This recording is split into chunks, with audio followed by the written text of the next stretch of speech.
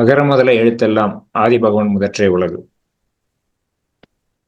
வள்ளுவ குரல் குடும்பம், வலைதமிழ்.com மற்றும் கற்க அறக்கட்டளை 3 அமைப்புகளும் இணைந்து வாரந்தோறும் வெள்ளிக்கிழமைகளில் நிகழ்த்தி வரும் நவில் தரும் நூல் நேயத்தின் இன்றைய 90வது நிகழ்வுக்கு வருகை தந்துள்ள அனைத்து தமிழ் நெஞ்சங்களையும் வணக்கம் கூறி வருக என வரவேற்கிறோம். இந்த நிகழ்வு திருக்குறள் பற்றிய என்ன பகிர்வுகளை கடந்த 1.5 ஆண்டுகளுக்கு மேலாக பகிர்ந்து வருகிறது. ஏறக்குறைய 2 ஆண்டுகள் ஆக போகின்றன. திருக்குறள் பற்றிய என்ன பகிர்வுகளை பகிர்ந்து வருவது நாம் அனைவரும் அறிந்தது. அதிலும் கடந்த 6 வாரங்களாக நமது தமிழ் சைவ பெரியார், மெய்யியலாளர் என போற்றப்படும் குன்றக்குடி அடிகளார் அவர்களின் நூற்றாண்டை ஒட்டி அவர் எழுதிய கட்டுரைகளின் 16 தொகுதிகள் அடங்கிய பகிர்வுகளை சிறப்பு தொடராக, அதிலும் கல்லூரி மாணவர்களுக்காகவே இது நிகழ்த்தப்படுகிறது. கடந்த 6 வாரங்களாக திருச்சி ஜமால் முகமது கல்லூரியின் மாணவர்கள் இங்கே தங்களது கருத்துக்களை பகிர்ந்து வருகிறார்கள். அந்த கட்டுரைகளை தனக்குள் உள்வாங்கி அதை இங்கே நமக்காக வழங்கி வருகின்றனர். அந்த விதத்திலே இன்றைய தினம் திருக்குறள் அரசியல் மற்றும் சமயவியல், அரசியல் அல்ல, வாழ்வியல் மற்றும் சமயவியல் என்ற 2 தலைப்புகளில் தமிழ் இளங்கலை 3ஆம் ஆண்டு பயிலும் க பாலஸ்ரீ மற்றும் மு இலக்கியா ஆகிய 2 மாணவர்களும் இந்த கட்டுரைகளை தனக்குள் உள்வாங்கி அதை இன்று நமக்காக பகிர வந்துள்ளனர். அவர்களை 3 அமைப்புகளின் சார்பாகவும் அனைவரின் சார்பாகவும் வருக வருக என வரவேற்கிறோம். இவர்கள் இருவருமே 3ஆம் ஆண்டு இளங்கலை படிப்பதாக அறிகிறோம். அதிலும் இவர்கள் எந்த தமிழ் கட்டுரை போட்டியாக இருந்தாலும், பேச்சு போட்டியாக இருந்தாலும் அதில் தாமே முன்வந்து அந்த போட்டிகளில் கலந்து கொண்டு பல பெருமைகளை கல்லூரிக்கு தேடி தருகிறார்கள். அதை இங்கே நாமும் உணரப்போகிறோம். அவர்கள் இருவருமே எதிர்காலத்தில் இன்னும் சிறப்பாக நல்ல பேச்சாளராக வளர்வார்கள் என்பதில் ஐயமில்லை. அவர்கள் இருவரும் தங்கள் கருத்துக்களை பகிர்வதற்கு முன்னதாக ஒரு முக்கிய அறிவிப்பு. நம் நிகழ்வில் ஒவ்வொரு வாரமும் ஒரு மாணவனைப் போலத்தான் நானும் கலந்து கொள்கிறேன் என்று கலந்து கொண்டு முத்தாய்ப்பான கருத்துக்களை அந்தந்த வார நிகழ்ச்சி பொருள் பற்றி தனக்கு மிகவும் பிடித்த கருத்துக்கள் அல்லது விடுபட்ட கருத்துக்கள் அல்லது சிறப்பான கருத்துக்கள் என்று இங்கே பதிவு செய்வதோடு அதை ஒரு மருத்துவ நோக்கோடும் அல்லது வாழ்வியல் நோக்கோடும் நமக்காக இங்கே வழங்கி வந்த மருத்துவ ஐயா திரு திருப்பதி ஐயா அவர்கள் சில நாட்களுக்கு முன்னதாக சென்னையிலே ஒரு விபத்தில் காயப்பட்டுள்ளதாக அறிகிறோம். அவர் மருத்துவமனையில் சிகிச்சை பெற்று வருகிறார். அவர் விரைவில் நலமடைந்து மீண்டும் நம் நிகழ்வுக்கு வந்து இந்த நிகழ்வினை சிறப்பிப்பார்கள். அவர் விரைவில் நலமடைய அவரவர் தங்களது இறையை வேண்டிக் கொள்ளுமாறு ஒரு வேண்டுகோளை விடுக்கிறோம். தொடர்ந்து இங்கே மாணவிகள் தங்கள் கருத்துக்களை பகிர அன்புடன் அழைக்கிறோம். இந்த இணைய கூட்டத்தில் கலந்து கொண்டுள்ள அனைத்து தமிழ் நேயர்களையும் வருக வருக என்று வரவேற்பதில் பெருமை கொள்கிறோம், மகிழ்ச்சி அடைகிறோம்.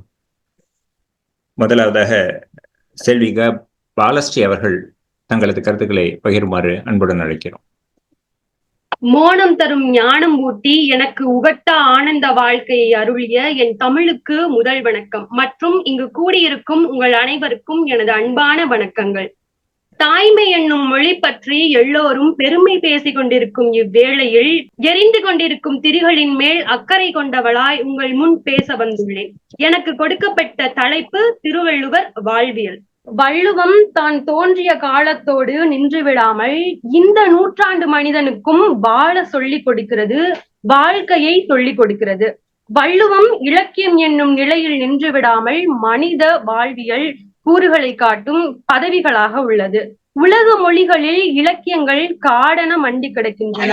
அவற்றுள் சில இலக்கியங்கள் கற்கத்தக்கன, சில இலக்கியங்கள் கற்று உணரத்தக்கன.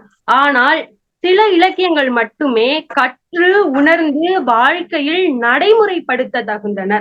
இந்த வரிசையில் திருக்குறள் கற்று உணர்ந்து வாழ்க்கையில் பின்பற்ற சிறப்புடைய நூலாக விளங்குகிறது என்பதில் நாம் முதலில் பெருமிதம் கொள்ள வேண்டும். அதாவது மனிதனுடைய வாழ்க்கை பிறப்பது முதல் இறப்பது வரை பல்வேறு கட்டமைப்புகளை உள்ளடக்கியது. அந்த கட்டமைப்பில் தான் மனிதன் வாழ்கின்றான். அதை கொண்டிருப்பதனால் தான் மனிதனுடைய வாழ்க்கை முழுமையும் அடைகின்றது. ஆனால் ஏன் மனிதனுடைய வாழ்வில் திருக்குறள் இடம்பெறுகிறது என்றால், அனைத்து சமயத்தாருக்கும், அனைத்து நாட்டினருக்கும், அனைத்து காலத்திற்கும் பொருந்தும் உண்மைகளை திருக்குறள் கூறுகின்றது. உலகில் உள்ள சமயங்கள் ஒன்றோடு ஒன்று தம் கொள்கைகளில் இருந்து முரண்படுகின்றது. உண்டு என்று ஒரு சமயம் கூறுவதை மற்றொரு சமயம் மறுக்கிறது, இல்லை என்று ஒரு சமயம் சொல்வதை இன்னொரு சமயம் ஆம் என்று வலியுறுத்துகிறது. இவ்வாறு தமக்குள் வேறுபடும் அனைத்து சமயங்களும் ஒன்றுபட்டு ஏற்றுக்கொள்ளும் ஒன்று உள்ளது என்றால் அது வள்ளுவர் செய்த முப்பால் நூல் மட்டுமே ஆகும் என்று கல்லாடர் கூறுகிறார். இதனை ஒன்றே பொருளெனின் வேறு என்ப, வேறு எனின் அன்று என்ப, ஆறு சமயத்தார் நன்று என எப்பாலவரும் இயைபவே என்று வள்ளுவனார் முப்பால் மொழிந்த மொழி என்று திருவள்ளுவ மாலையும் புகழ்கின்றது. மனிதனுடைய வாழ்க்கை என்பது மனிதனுடைய அறிவு, அவனுடைய ஆழ்வினை, அன்பு, ஒழுக்க கட்டுக்கோப்பு, காதல் வாழ்க்கை, நட்பு, சமுதாய வாழ்க்கை, குடி, நாகரிகம் போன்றவற்றை உள்ளடக்கியதால் தான் திருக்குறளில் அவை பேசு பொருளாகிறது எனலாம். அவற்றில் வாழ்வாங்கு வாழ்தல் பற்றி பார்க்க போனால், வாழ்க்கை என்பது அளப்பரிய நோக்கங்களை உடையது. நன்கு கவனிக்க வேண்டும், வாழ்க்கை என்பது அளப்பரிய நோக்கங்களை உடையது. இங்கு வாழ்தல் என்பது எளிதன்று, ஆனால் வாழ்வாங்கு வாழ்தலே அருமையுடைய முயற்சியாகும். வாழ்வாங்கு வாழ்தலில் மிகவும் முக்கியமானதாக நாம் பார்க்கக்கூடியது காலத்தின் அருமையை தான். வாழ்க்கையில் நமக்கு அதிகமாக கவனம் தேவைப்படுகிறது. நமக்குரிய ஒவ்வொரு வினாடியும் நாம் பயன்படுத்தும் முறையை பொறுத்து அது பெரிய ஆக்கத்தினையும் தரும், அது பெரிய அழிவினையும் தரும். சரி, காலத்தை சரியாக பயன்படுத்தினால் வாழ்வாங்கு வாழலாம். இதனை பயன்படுத்துவதற்கு ஒரு திறனாக விளங்குவது எது என்றால் அது மனிதனுடைய அறிவு என்பதாகும். இங்கு வாழ்வியலில் வெற்றிக்கு முதல் தேவை அறிவு. அறிவுக்கு பின் தான் பிற தேவைகள். இதனை வள்ளுவம் அறிவுடையார் எல்லாம் உடையார், அறிவில்லார் என்னுடையர் இளர் என்னும் என்பர். இங்கு அறிவு என்று சொன்னால் அதனை முதலில் நாம் மூன்று விதமாக பார்க்க வேண்டும். முதலில் எது அறிவு, அறிவுடைமைக்கு எது அடையாளம் என்று பார்க்க வேண்டும். இரண்டாவதாக அறிவின் இயக்கம் இருக்கிறதா இல்லையா, ஒரு சமுதாயத்தில் அறிவின் இயக்கம் இருக்கிறதா இல்லையா. மூன்றாவது, அறிவை எப்படி பெற முடியும் என்றெல்லாம் மூன்று விதமாக நாம் கவனிக்கக்கூடியதாக பார்க்க வேண்டும். முதலில் எது அறிவு, அறிவுடைமைக்கு எது அடையாளம் என்று பார்த்தால், 2000 ஆண்டுகளுக்கு முன்பே மனிதனுக்கு கல்வியை இயக்கமாக்கி தந்த பெருமை திருக்குறளுக்கு உண்டு. அவற்றுள் கற்க என்பதும் ஒன்று. வள்ளுவம் நூல்களை கற்க என்று விதிக்கிறது. எத்தகைய நூல்களை தேர்ந்தெடுத்து கற்க வேண்டும் என்பதில்தான் அறிவு என்பது வயப்படுகிறது. அதாவது உடல் நோய்க்கு உரிய மருந்தை தேடுதல் போல உயிர் குற்றம் அல்லது மன குற்றத்திற்கு மருந்து விளங்கக்கூடிய நூல்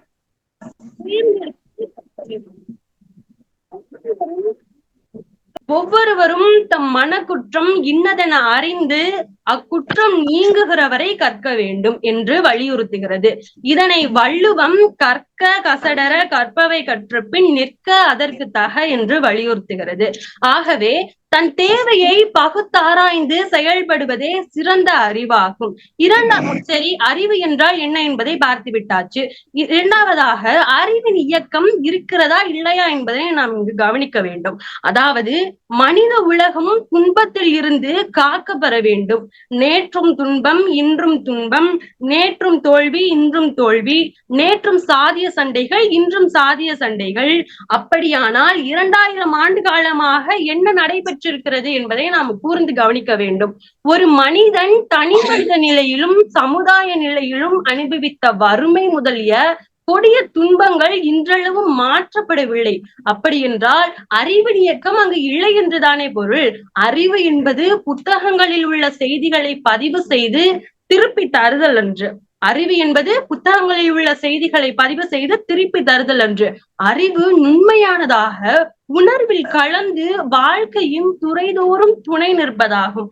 அதைதான் வள்ளுவம் உலகத்தோடு ஒட்ட ஒழுகல் பல கற்றும் கல்லார் அறிவில்லாதார் என்று கூறுகிறது.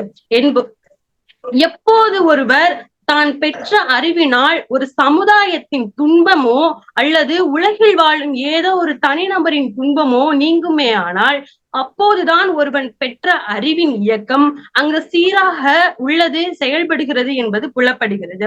சரி, அறிவு என்பது என்னவென்று பார்த்து விட்டாச்சு. அறிவின் இயக்கம் ஒரு சமுதாயத்தில் இருக்கிறதா என்றும் பார்த்து விட்டாச்சு. மூன்றாவதாக அறிவு என்பது ஒரு மனிதனுக்கு எப்படி வருகிறது? அறிவை ஒரு மனிதன் எங்கனம் பெறுவான் என்று பார்த்தால், நூல்களை கற்றால் அறிவு வந்துவிடும் என்பது பொதுவான கருத்தாக விளங்குகிறது. ஆனால் கற்றால் அறிவு வந்துவிடுமா என்றால் கிடையாது. கற்பதனால் மட்டுமே ஒருவர் அறிவுடையவராகிவிட முடியாது. உலக பரப்பு மிகவும் அகலமானது, அதே நேரம் அனுபவங்களும் உரியது. கற்றல் கேட்டல் இரண்டும் அறிவினை பெறுதற்குரிய தொடக்க வாயில்கள். கற்ற கேட்ட கருத்துக்களை அறிவாக மாற்றி வாழ்க்கைக்கு துணை செய்ய வேண்டுமானால் அந்த கருத்துக்களை வாழ்க்கையில் நடைமுறைப்படுத்த வேண்டும். ஒரு கருத்தை வாழ்க்கையில் நடைமுறைப்படுத்தினால்தான் அது விஞ்ஞானமாக அறிவாக உருமாறம் பெறுகிறது.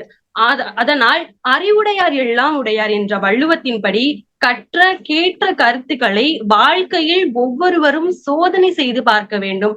அப்பொழுதுதான் வள்ளுவம் நம்முடைய வாழ்க்கையில் அறிவாக இடம்பெறும் என்று அறிவை பற்றி நாம் பார்த்து விட்டாச்சு. அறிவை பற்றி பாரதியாரும் ஒரு கவிதையில் குறிப்பிட்டிருக்கிறார்.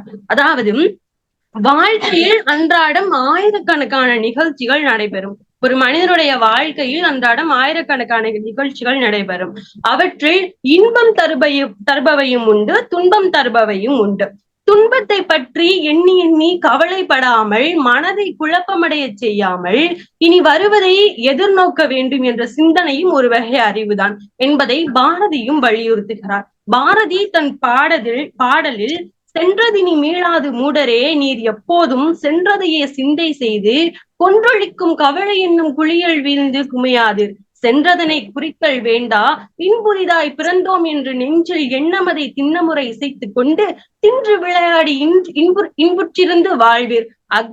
அதன்றி சென்றதையே மீண்டும் மீண்டும் மேன்மேலும் நினைத்து அழுதல் வேண்டா என்றும் பாரதியார் சென்றதனை நினைத்து கவலைப்பட்டு அழுது கொண்டிருந்தால் சிறப்புடைய நிகழ்காலமும் சிறப்புடைய எதிர்காலமும் தோற்றுவிக்கும் என்று கூறுகிறார். அதனால் சென்ற காலத்தை நினைத்து வருந்தாமல் மனதை குழப்பமடைய செய்யாமல் தெளிவாக இருப்பதும் ஒரு வகை சிறந்த அறிவு என்பதனை இவ்வழி பாரதியார் வலியுறுத்துகிறார். அடுத்ததாக மனிதனுடைய வாழ்வில் ஆழ்வினையை கூர்ந்து கவனித்தவுமே ஆனால் மனிதனுடைய உழைப்பில் அறிவு என்பது கட்டாயம் இருக்க வேண்டிய ஒன்றாக திகழ்கிறது. இந்த உழைப்பை ஆழ்வினை என்றும் கூறலாம். உழைப்பே உலக இயக்கும் ஒப்பற்ற சக்தி. மனித வரலாற்றின் எழுச்சிக்கு அடிப்படையாக அமைவது உழைப்பே. உலகில் புதிய புதிய புனைவுகளும் படைப்புகளும் உழைப்பின் படைப்பு. அதனால்தான் திருக்குறள் உள்ளம் உடைமை பொருள் உடைமை நில்லாது நீங்கிவிடும் என்று அறுதியிட்டு கூறுகிறது. உழைப்பின் வழி நம்மை அடையாளப்படுத்திக் கொள்ள வேண்டுமா? இவன் இவன் ஊக்கமுடையவன், இவனை நாம் சென்றடைந்தால் நமக்குரிய விலையை கொடுப்பான் என்ற அடையாளத்தை ஒவ்வொரு மனிதனும் உருவாக்கி கொள்ள வேண்டுமாம், அதனை சமுதாயத்தில் காட்ட வேண்டுமாம். ஆனால் வள்ளுவம் பிறந்த தமிழகத்தில் இன்று உழைப்பாற்றல் முழுமையான அளவுக்கு வளர்ந்து பயன்படவில்லை என்றுதான் கூற வேண்டும். அதனால் தான் இன்றைக்கு கடவுள் சந்நிதிகள் பிச்சைக்காரர்கள் மிகுதியாக கூடுகின்றனர் என்று அறியலாம். வள்ளுவம் என்பது ஒரு ஊக்க சக்தியினை வழங்கும் ஊற்று. அறிவுக்கு ஒத்து வராத மூட நம்பிக்கைகளில் முடம்பட்டு மனித குலம் அழிவதை வள்ளுவம் ஒருபோதும் விரும்பவில்லை. அப்படி பார்த்தால் உழைக்கும் மக்கள் வறுமையில் தானே வாடுகிறார்கள் என்று பார்த்தால் இங்குதான் அறிவின் இயக்கம் செயல்பட வேண்டும் என்கிறார். வெறும் சோற்றுக்காக நாள்தோறும் 8 மணி நேரத்திற்கு மேலாக ஆண்டு முழுவதும் உழைத்தால் மட்டும் போதாது, குறைந்த சக்தியில் நிறைந்த பணிகளை செய்து முடிக்கும் திறனை பெற வேண்டும். இதனைதான் இந்த காலத்தில் ஸ்மார்ட் ஒர்க் என்றும் அறியப்படலாம். அதனால் தான் உழைப்பாற்றலோடு அறிவை இணைக்க வேண்டும். இன்னதை இப்படி இவ்வளவு ஆற்றல் செலவழித்து செய்தால் இவ்வளவு பயன் விளையும் என்ற அறிவோடு செயல்படுதல் வேண்டும். அதற்காகத்தான் நம்முடைய சமுதாயத்தில் உழைப்பையும் அறிவையும் தொடர்பு படுத்தி நாட்டு திட்டங்கள் பல ஏற்படுத்த வேண்டும் என்பதையும் வலியுறுத்துகிறது வள்ளுவம். அதனால் வள்ளுவம் அறிவையும் உழைப்பாற்றலையும் ஒருங்கிணைத்து தொழிற்பட கற்றுக் கொடுப்பதை பொறியின்மையாருக்கும் பழி என்றும் அறிவறிந்து ஆழ்வினையின்மை பழி என்றும் குறள் வழியும், ஆழ்வினையும் ஆன்ற அறிவும் என இரண்டின் நீழ்வினையால் நீளும் குடி என்ற அறிவறிந்த ஆழ்வினை வழியே நமது வாழ்வியல் சிறப்பதாக வள்ளுவம் விளக்குகிறது. சரி, இவற்றை எல்லாம் விடுத்து மனிதனுடைய அன்பு வாழ்வை சற்று பார்த்தால், மனித உலகத்தை இணைத்து வாழ செய்யும் அற்புத சக்தி அன்புக்கே உண்டு எனலாம். உலகத்தில் குற்றங்குறைகளையும் கொடுமைகளையும் கழுவி தூய்மை செய்யும் ஆற்றல் அன்புக்கே உண்டு என்பதை அப்பரடிகள் ஆற்றல் மிக்க அன்பு என்று பாராட்டுவார். திருமூலர் அன்பே சிவம் என்று பாராட்டுவார். கல்லெஞ்சையும் கசிந்துருக செய்கிறது இந்த அன்பு.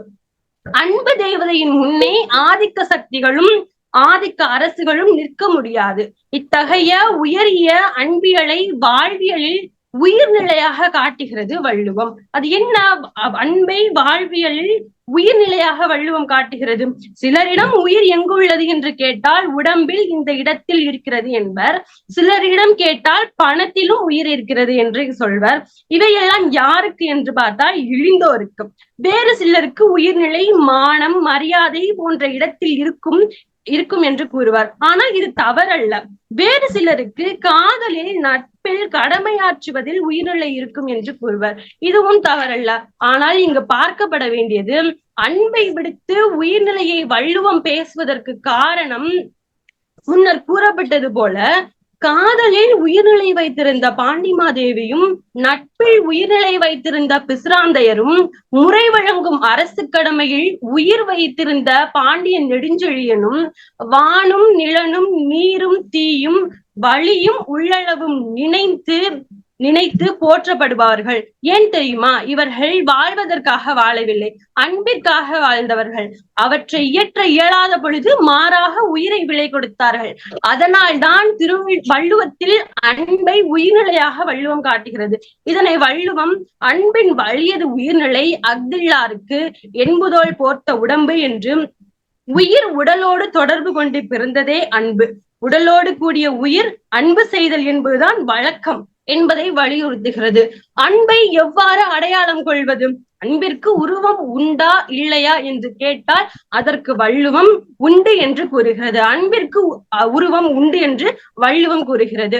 தனக்கு நெருங்கிய கேண்மையுடையாருக்கு யாதேனும் ஒரு துன்பமோ இடையூறு ஒன்று உற்ற பொழுது அவ்விடர் அந்த துன்பம் தமக்கே வந்தது போல யார் ஒருவர் நினைத்து கண்கள் கண்ணீரை சிந்துகிறதோ அவர்களுக்கு அன்பு உண்டு என்றும், அந்த கண்ணீரின் தான் அன்பின் உருவம் என்றும் வள்ளுவம் உரைக்கிறது.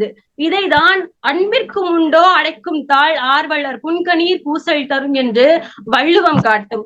அன்பியல் நமக்கு வாழ்க்கையில் துறைதோறும் பொருந்துவதாகும்.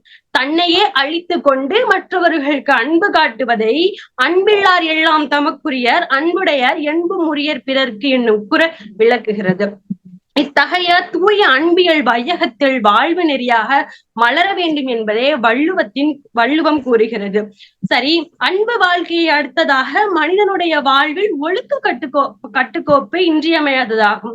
வள்ளுவம் வழி ஒழுக்க நெறிகளை ஒவ்வொரு மனிதனும் கட்டாயம் கடைபிடிக்க வேண்டும் என்பதே வள்ளுவம் நமக்கு ஒவ்வொரு மனிதனுக்கும் உணர்த்துவதாக விளங்குகிறது. மனித வாழ்க்கையை முறையாக வளப்படுத்தி வளர்ப்பது ஒழுக்கம். இந்த ஒழுக்கம் என்பது ஓர் உயர் நெறிச்சொல்.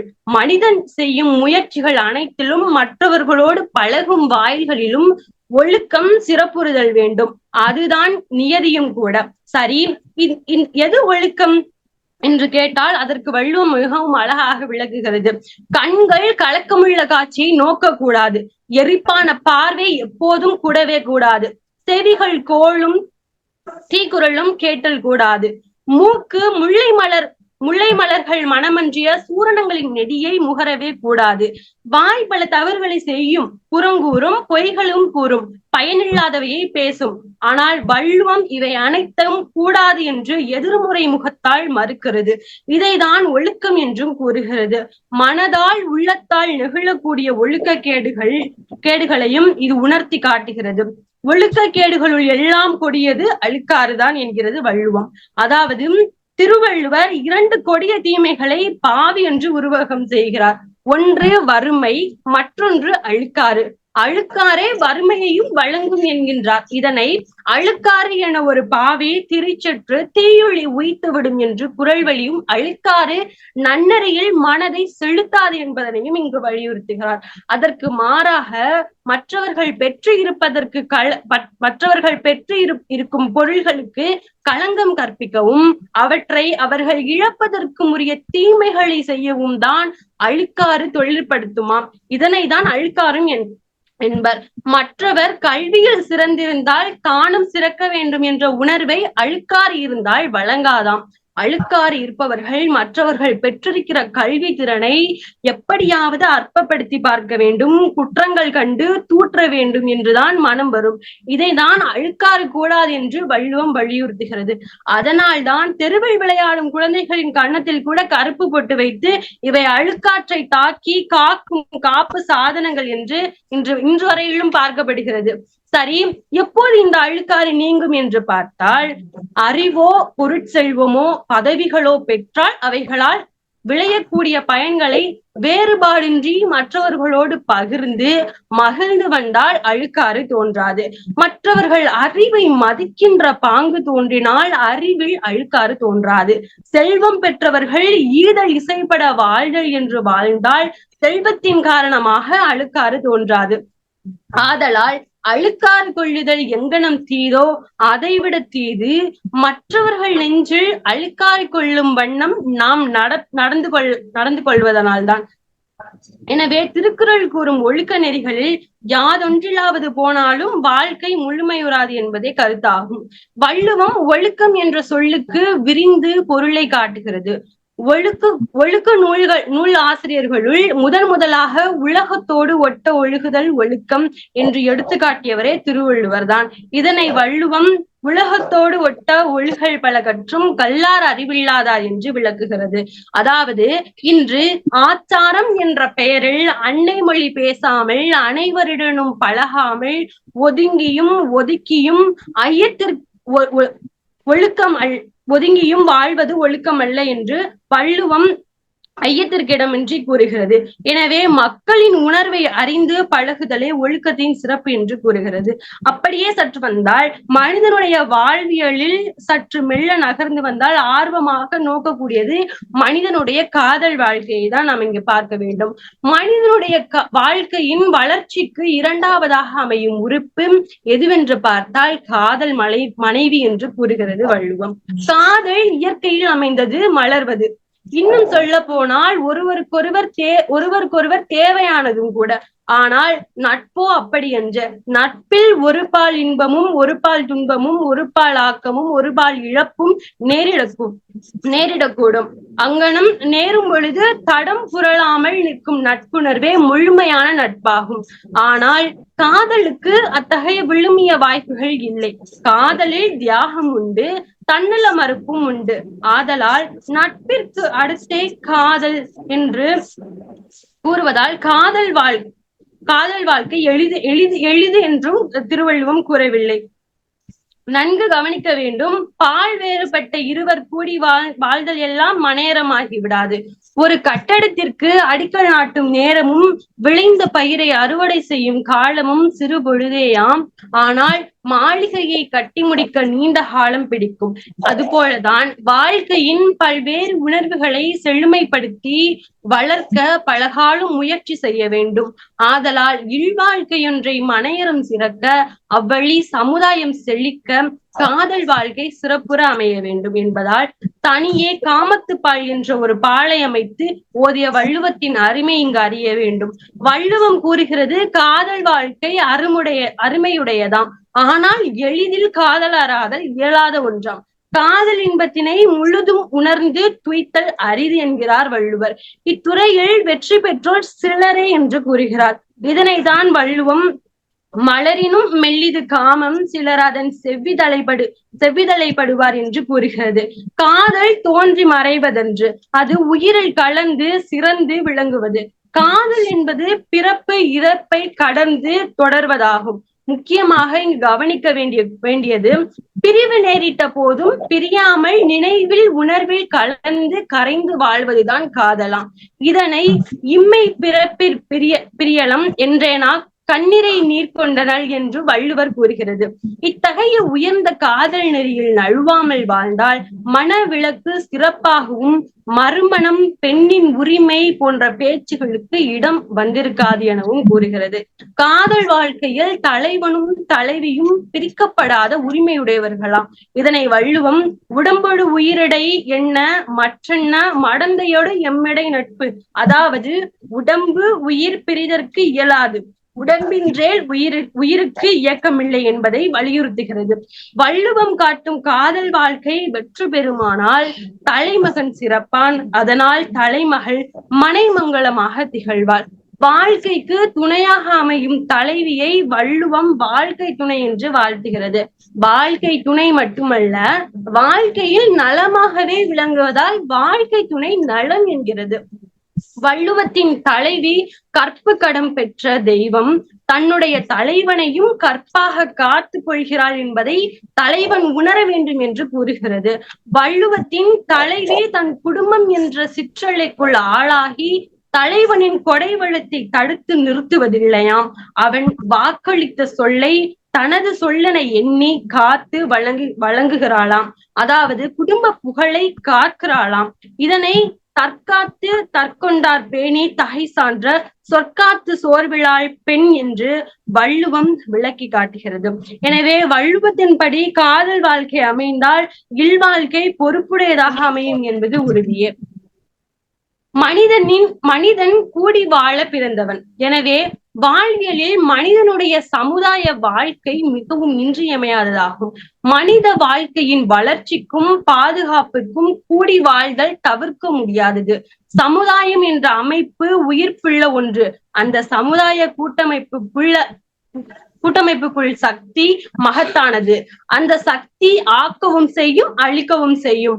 ஆனால் அப்படி ஒரு உயிர்ப்புள்ள உணர்வு பூர்வமான சமுதாய அமைப்பு இன்னும் தோன்றப்படவில்லை என்றுதான் கூற வேண்டும். சமுதாய அமைப்பு கட்டுக்குலைந்து போகும் போதுதான் ஒழுக்க நெறிகள் கற்பிக்கப்படுகின்றன, சட்டங்கள் தோன்றுகின்றன.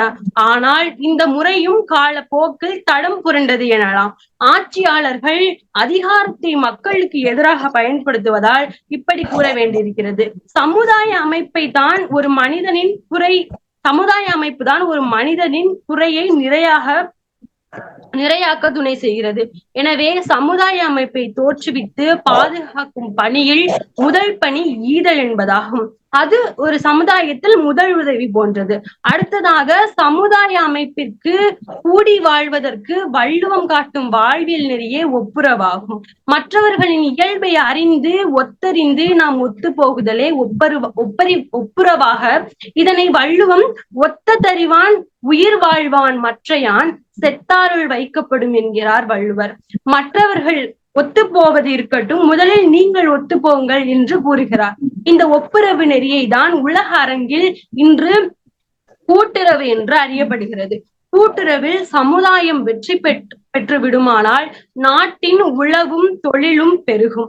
2000 ஆண்டுகளுக்கு முன் வள்ளுவம் காட்டிய ஒப்புரவு வாழ்க்கைதான் இன்றைய கூட்டுறவு வாழ்க்கை. அதுவே சோசியலிசம் என்றும் இன்றளவும் அறியப்படுகிறது.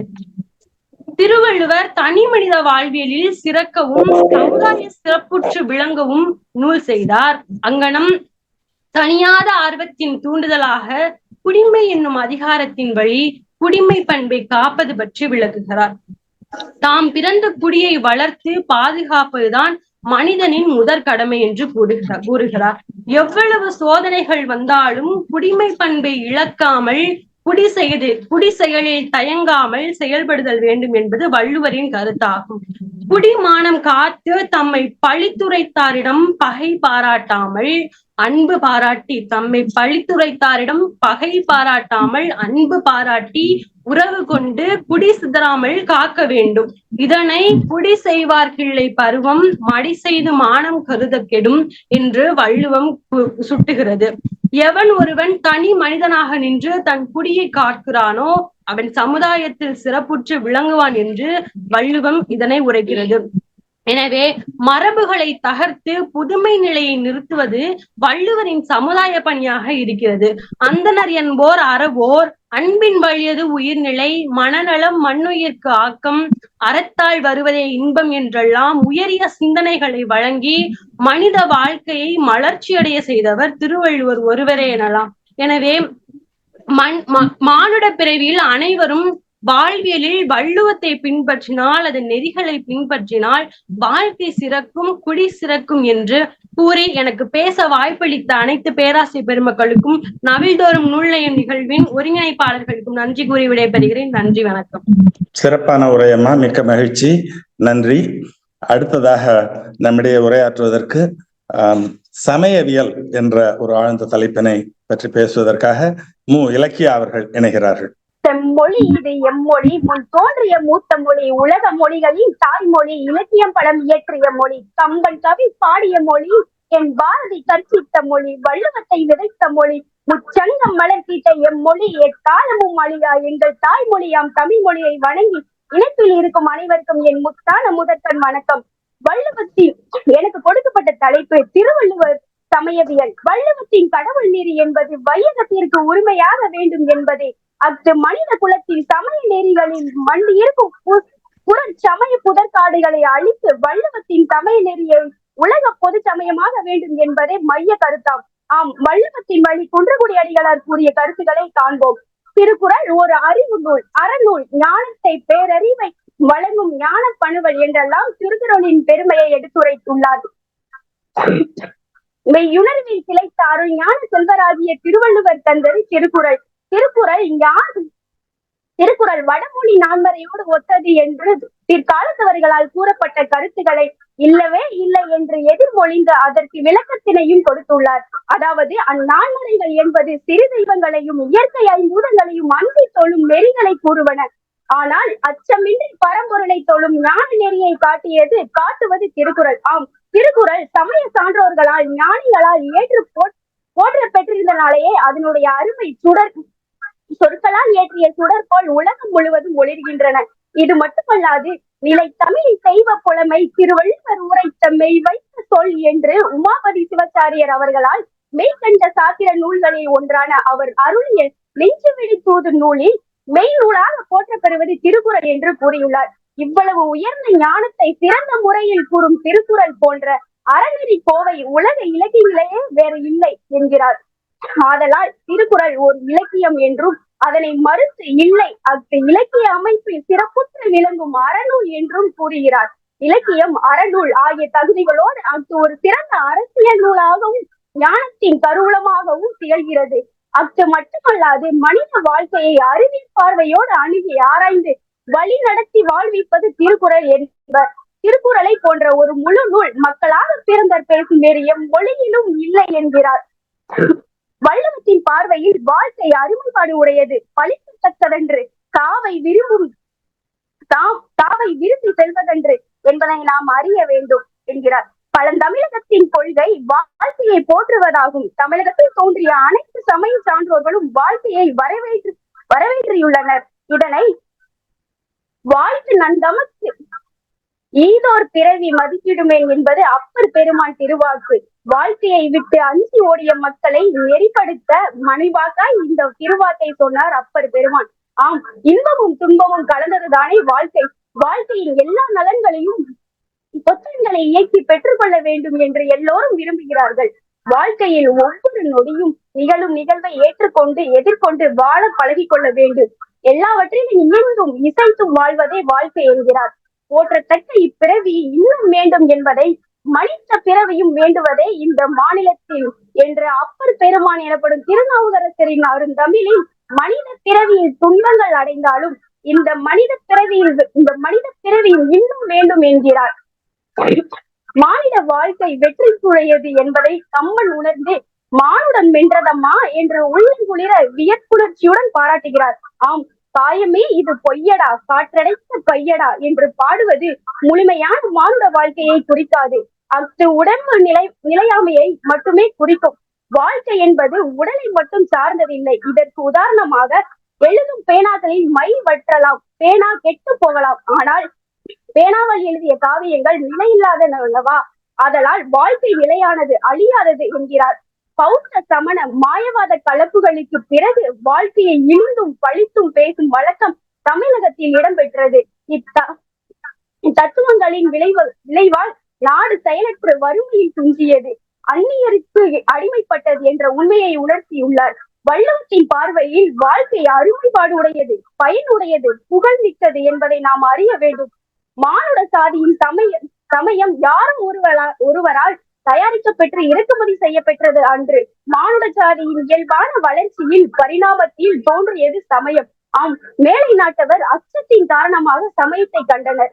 பயம் கடவுளின் ஆரம்பம் என்பது ஒரு பழமொழி. ஆனால் வீரத்திற்கும் கருதன்மைக்கும் ஊற்றுக்கண்ணாக விளங்க வேண்டியது சமயம். அவற்றை பெரிய புராணத்தின் வழியே ஈர அன்பினர் யாரும் குறைவினார் வீரன் என்னால் விளம்பும் தகையாதோ என்று சேக்கிலார் பெருமன் சமய நிலையர் தம் வீரத்தை போற்றுகின்றார். ஆதலால் அச்சத்தில் இருந்து பிறந்ததற்கில்லை. அச்சம் தோன்றி சமயமும் மானுட சாதிக்கு பயன் தராது. அச்சம் கொச்சைத்தனமானது, தீமையானது, ஆக்கத்தின் வழி நடத்தாது. ஆகையால் தான் வள்ளுவம் அச்சமே தீங்களது ஆசாரம், எச்சம் அவ உண்டே உண்டா சிறிது என்று அச்சத்தை இழுத்து பேசுகிறது. சமய வாழ்க்கையில் மேம்பட்டு விளங்கிய ஞானிகள் அஞ்சுவது யாதொன்றில் அஞ்ச வருவதும் இல்லை என்று உரைத்த உயர் ஞான மொழி உணரத்தக்கது என்கிறார். தேசிய கவிஞராகவும் சமய வாழ்க்கையுடையவனாகவும் விளங்கிய பாரதி அச்சமில்லை அச்சமில்லை அச்சமென்பதில்லை என்று பாடியதையும் நினைவு கூறுகிறார். அச்சத்தின் வழிபட்ட சமயங்களானவை மாநில சாதியை அடிமையாக்கும், குற்றவாளிகளாக்கும், பிச்சைக்காரர்களாக்கும், காலப்போக்கில் அழித்துவிடும். அப்படியெல்லாம் அச்சத்தினை இழுத்து பேசும் பொழுது அப்பரடிகளால் அருளிய தேவாரத்தில் அஞ்சியாயினும் அன்பு பட்டாயினும் நெஞ்சம் வாழி நிலையின்றியுரை நீ என்று அருளி செய்துள்ளாரே என்ற வினா எழும். ஆம், அதற்கான விளக்கத்தையும் கொடுத்துள்ளார். அது அவர் காலத்தில் வந்த வழக்கினை சார்ந்த நிலை. அப்பரடிகள் உலக வழக்கு தழுவிய சிந்தனையுடையாளர். அவர் காலத்தில் வழக்கில் இருந்த செய்திகளை நினைவு கூறுகிறார். ஆம், அது ஒரு நினைவு கூறல் என்ற அளவிலேயே அமையும். அது மட்டுமன்று, அஞ்சுதல் அன்பு என்னும் இரண்டிற்கும் இருவேறு இயல்பின என்பதையும் அவர் உணர்த்துகிறார். மேலும் அஞ்சியாயினும் என்பதற்கு அச்சத்தினாயினும் என்று பொருளை தவிர அஞ்சி வலுப்படுதலை முழுமையாக ஏற்றுக்கொண்டார் என்பது பொருளாகாது. அவருக்கு உண்மையான நோக்கம் அன்பினால் வழிபாடு நிகழ்த்துதல் என்பதேயாம். ஆரியன் கண்டாய் தமிழன் கண்டாய் என்றும் வடமொழியும் தென் தமிழும் ஆனந்த் கண்டாய் என்றும் அருளி செய்துள்ளமையால் அவர் காலத்தில் நிலவியவற்றையும் எடுத்து இயங்கி தம் நிலையில் நின்றார் என்பதை கருத்து. திருக்குறள் தோன்றிய தமிழினத்தின் சமயம் அறிவு ஆற்றல்களின் எல்லைகளை காணும் ஆர்வத்தில் பிறந்ததையாம். இயல்பின் மனித அறிவு எல்லைகளுக்கு உட்பட்டு விளங்குகிறது. ஆற்றலும் அப்படிதான் விளங்குகிறது. அவைகளை கூர்ந்து நோக்குங்கள். மனித ஆற்றலின் தொழிற்பாடு தெரிகிறது. கைப்புனை தீயாற்றை கவின்பெரு வனப்பு என்பர் நக்கீரர். இவ்வின்பத்தை எல்லாம் தூய்த்து மகிழும் உயிர் நன்றி பெருகோடு அந்த ஒப்பரிய பேராற்றலை வாழ்த்த முனைவதும் ஒரு காரணம். இவைதான் தொன்மை காலத்தில் தமிழ் சமயம் தோன்றுவதற்கு அமைந்த களங்கள் என்பர். காலப்போக்கில் மனித குலத்தின் பொது உடைமையும் சான்றாண்மையும் குறைய குறைய பொய்யும் வலுவும் வந்தமைய அறத்தை வற்புறுத்தவும் நீதியை நிலைநாட்டவும் சட்டங்கள் தோன்றுவதற்கு முன்பு இன்மை மறுமை நலன்களை காட்டி தடம் பிறழ்ந்த மனித சமுதாயத்தை நன்னெறியில் நிறுத்த சமய நெறிகள் முயன்றன. ஆட்சி முறையினை தழுவி தேவைக்கேற்ப புனைந்துரைகளை நாடியது. இவற்றால் சமய உலகு நன்மை தீமை என இரண்டையும் பெற்றது. இதற்கு காரணம் சமயத்துறையினை மருந்தாக பயன்படுத்தாமல் உணவாக பயன்படுத்தியவைதான் என்பர். மனித உலகத்தின் முன்னேற்றத்திற்கு முட்டுக்கட்டையாக திகழ்வது மதம் சமயம் என்பதை மறுப்பதற்கில்லை என்பர். ஆகவே சமய தோற்றத்திற்கு காரணம் அறிவின் வேட்கையாம், ஆற்றலின் பார்ப்பட்ட நாட்டமேயமாம், அமைதியை நாடும் இன்ப அன்பினை தழுவும் பேரார்வமே சமய நெறியின் தோற்றத்திற்கு ஊற்றுக்கண்ணாக விளங்குகிறது என்கிறார். மதம் சமயம் இரண்டிற்கும் வேறுபாடு உண்டு. மதம் என்பதற்கு நன்னூலில் விளக்கம் கொடுத்துள்ளார். 7 வகை மதமே உடன்பட மறுத்தல், பிறர்தம் மதமேல் பொன்பு களவேதா, அந்நாட்டில் தனது இருப்பே இருவர் மாறுபோல் ஒருதலை துணிவே, பிறர் நூற் குற்றம் காட்டல் ஏனை பிரிதோடு படான் தன் மதம் கொளலே. இங்கு மதம் என்ற சொல்லுக்கு கொள்கை என்பதே பொருள். இந்நூற்பாவில் வரும் மதம் சொல் உணர்த்திய பொருளோடு கடவுள் தொடர்பில்லை. ஒரு கொள்கையுடையோர் பிரிதோர் கொள்கையுடையார் மீது கொள்கையை திணித்த கடவுள் கொள்கையாம் சேர்த்து பயன்படுத்தியிருப்பார் போலும். அப்பொழுது மதம் கொள்கை அமைப்போடு கடவுள் சம்பந்தப்பட்டு இருப்பார் என்கிறார். கொள்கை வெறியில் கொள்கையின் தராதரத்தை ஆய்ந்தறியாமல் கொள்கையை திணித்துவிட வேண்டும் என்ற வெறி பிடித்த அலையும் பெரியவர்களுக்கு மதம் என்னும் பேய் பிடியாதிருக்க வேண்டும் என்று தன் மீது வைத்து வள்ளலார் அறிவுறுத்துகிறார். ஊனுடலுடன் உலா வந்து உண்டுடுத்தி செத்து போதலும் வாழ்க்கையோ இல்லை, இது பிழைப்பு. ஆம், பிழைக்க யாருக்குத்தான் தெரியாது. வாழ்க்கை என்பது ஒரு அருமையான கலை நுணுக்கம், நெடிய வரலாறு, உயர் இலக்கு போன்றவற்றை உடையது. அப்படிப்பட்ட வாழ்க்கையின் அருமைப்பாட்டினை உணர்ந்து வாழ்தலே வாழ்க்கை என்பர். நல்லதோர் வீணையானாலும் அதனை மீட்டு தெரிந்தால்தானே இசை இன்பம். அதுபோல வழியோடும் வகையோடும் அறிவோடும் தெளிவோடும் உயிரோடும் உணர்வோடும் படைப்பாற்றல் நோக்கோடும் வாழும் வாழ்க்கையே வாழ்க்கை. இதனை வள்ளுவர் வையத்துள் வாழ்வாங்கு வாழ்பவன் வானுரையும் தெய்வத்துள் வைக்கப்படும் என்று கூறுகிறார். சில சமய சீலங்கள் பொறிகளோடு தொடர்புடையன அல்ல. பொறிகளின் தூய்மை கேட்டுக்கு அரசுகளே பொறுப்பேற்க வேண்டும். புலன்களின் தூய்மைக்கு சமயம் துணை செய்கிறது. இதனை புலனுக்கட்டு அந்த நாளன் என்று சங்க கால பாடல் சமய வாழ்க்கையை குறிப்பிடுகிறது. சுவை, ஒளி, ஊறு, ஓசை, நாற்றம் இன்றைந்தின் வகை தெரிவான் கட்டே உலகு என்று வள்ளுவம் வகை தெரிந்து வாழ்வோரை சமய நெறி நிற்போர் என்கிறார். புலன்கள் தூய்மையானால் பொறிகள் தூய்மை நெறியில் இயல்பாக இயங்கும் என்பதனை மனத்துக்கள் மாசிலநாதல் அனைத்தரன் ஆகுலன் நீர பிற என்று வள்ளுவம் கூறுகிறது. இயற்கையோடு இசைந்த வாழ்க்கையை இறைநெறி சார்ந்த வாழ்க்கை. ஆதலால் தமிழர் தம் வாழ்க்கையில் மேற்கொண்டொழுகிய சமய நெறியில் பெண்ணை வெறுத்தலும் மனையறத்தை வெறுத்தலும் இல்லை. தமிழர் போற்றிய பெண்ணின் பெருமைக்கும் அக ஐந்திணை வாழ்க்கைக்கும் புற சமயங்கள் அயல் வழக்குகள் முரண்பட்டு இருந்ததால் தான் நம்முடைய நாயன்மார்கள் அந்த புற சமயங்களை எதிர்த்து போராடி தமிழினத்தின் சமய நெறியை அக ஐந்திணையை ஒழுக்கத்தை பேணி பாதுகாத்தார். ஆதலால் தான் இல்லறத்தை அறத்துப்பாலின் முதல்நிலையில் வைத்து ஓதுகிறார் திருவள்ளுவர். அறனெனப்பட்டதே இல் வாழ்க்கை என்ற ஐயத்திற்கு இடமின்றி அழுத்தமாக இயம்புகிறார். ஏன் வாழ்க்கையின் பேறுகளை வேறு வேறு நெறிகளில் பெற முயல்வோர் வெற்றி பெறுதல் அறிவு என்பதனை இயல்பினான் இல்வாழ்க்கை வாழ்பவன் என்பான் முயல்வாருள் எல்லாம் தலை என்று இல்லறத்தை பாராட்டுகிறார். மனையற வாழ்க்கையை இன்று வாழ்வாங்க வாழ்பவன் வானுரையும் தெய்வத்தில் வைக்கப்படுவான் என்று வள்ளுவம் உறுதி கூறுகிறது. உயிர்கள் தூய்த்தலில் துன்புறுவதும் இல்லை, கேடுறுவதும் இல்லை, இன்பத்திற்கு தடையும் இல்லை, வீடு பெற்றற்கு தடையும் இல்லை. ஆனால் தூய்த்தலில் ஏற்படும் உள்ளத்தின் விருப்பு வெறுப்பு உணர்ச்சிகள் துன்பத்தை தருகின்றன. தூய்மையான தூய்த்தல் நெறி அளவில்லாத இன்பத்தை தரும் என்கிறார்.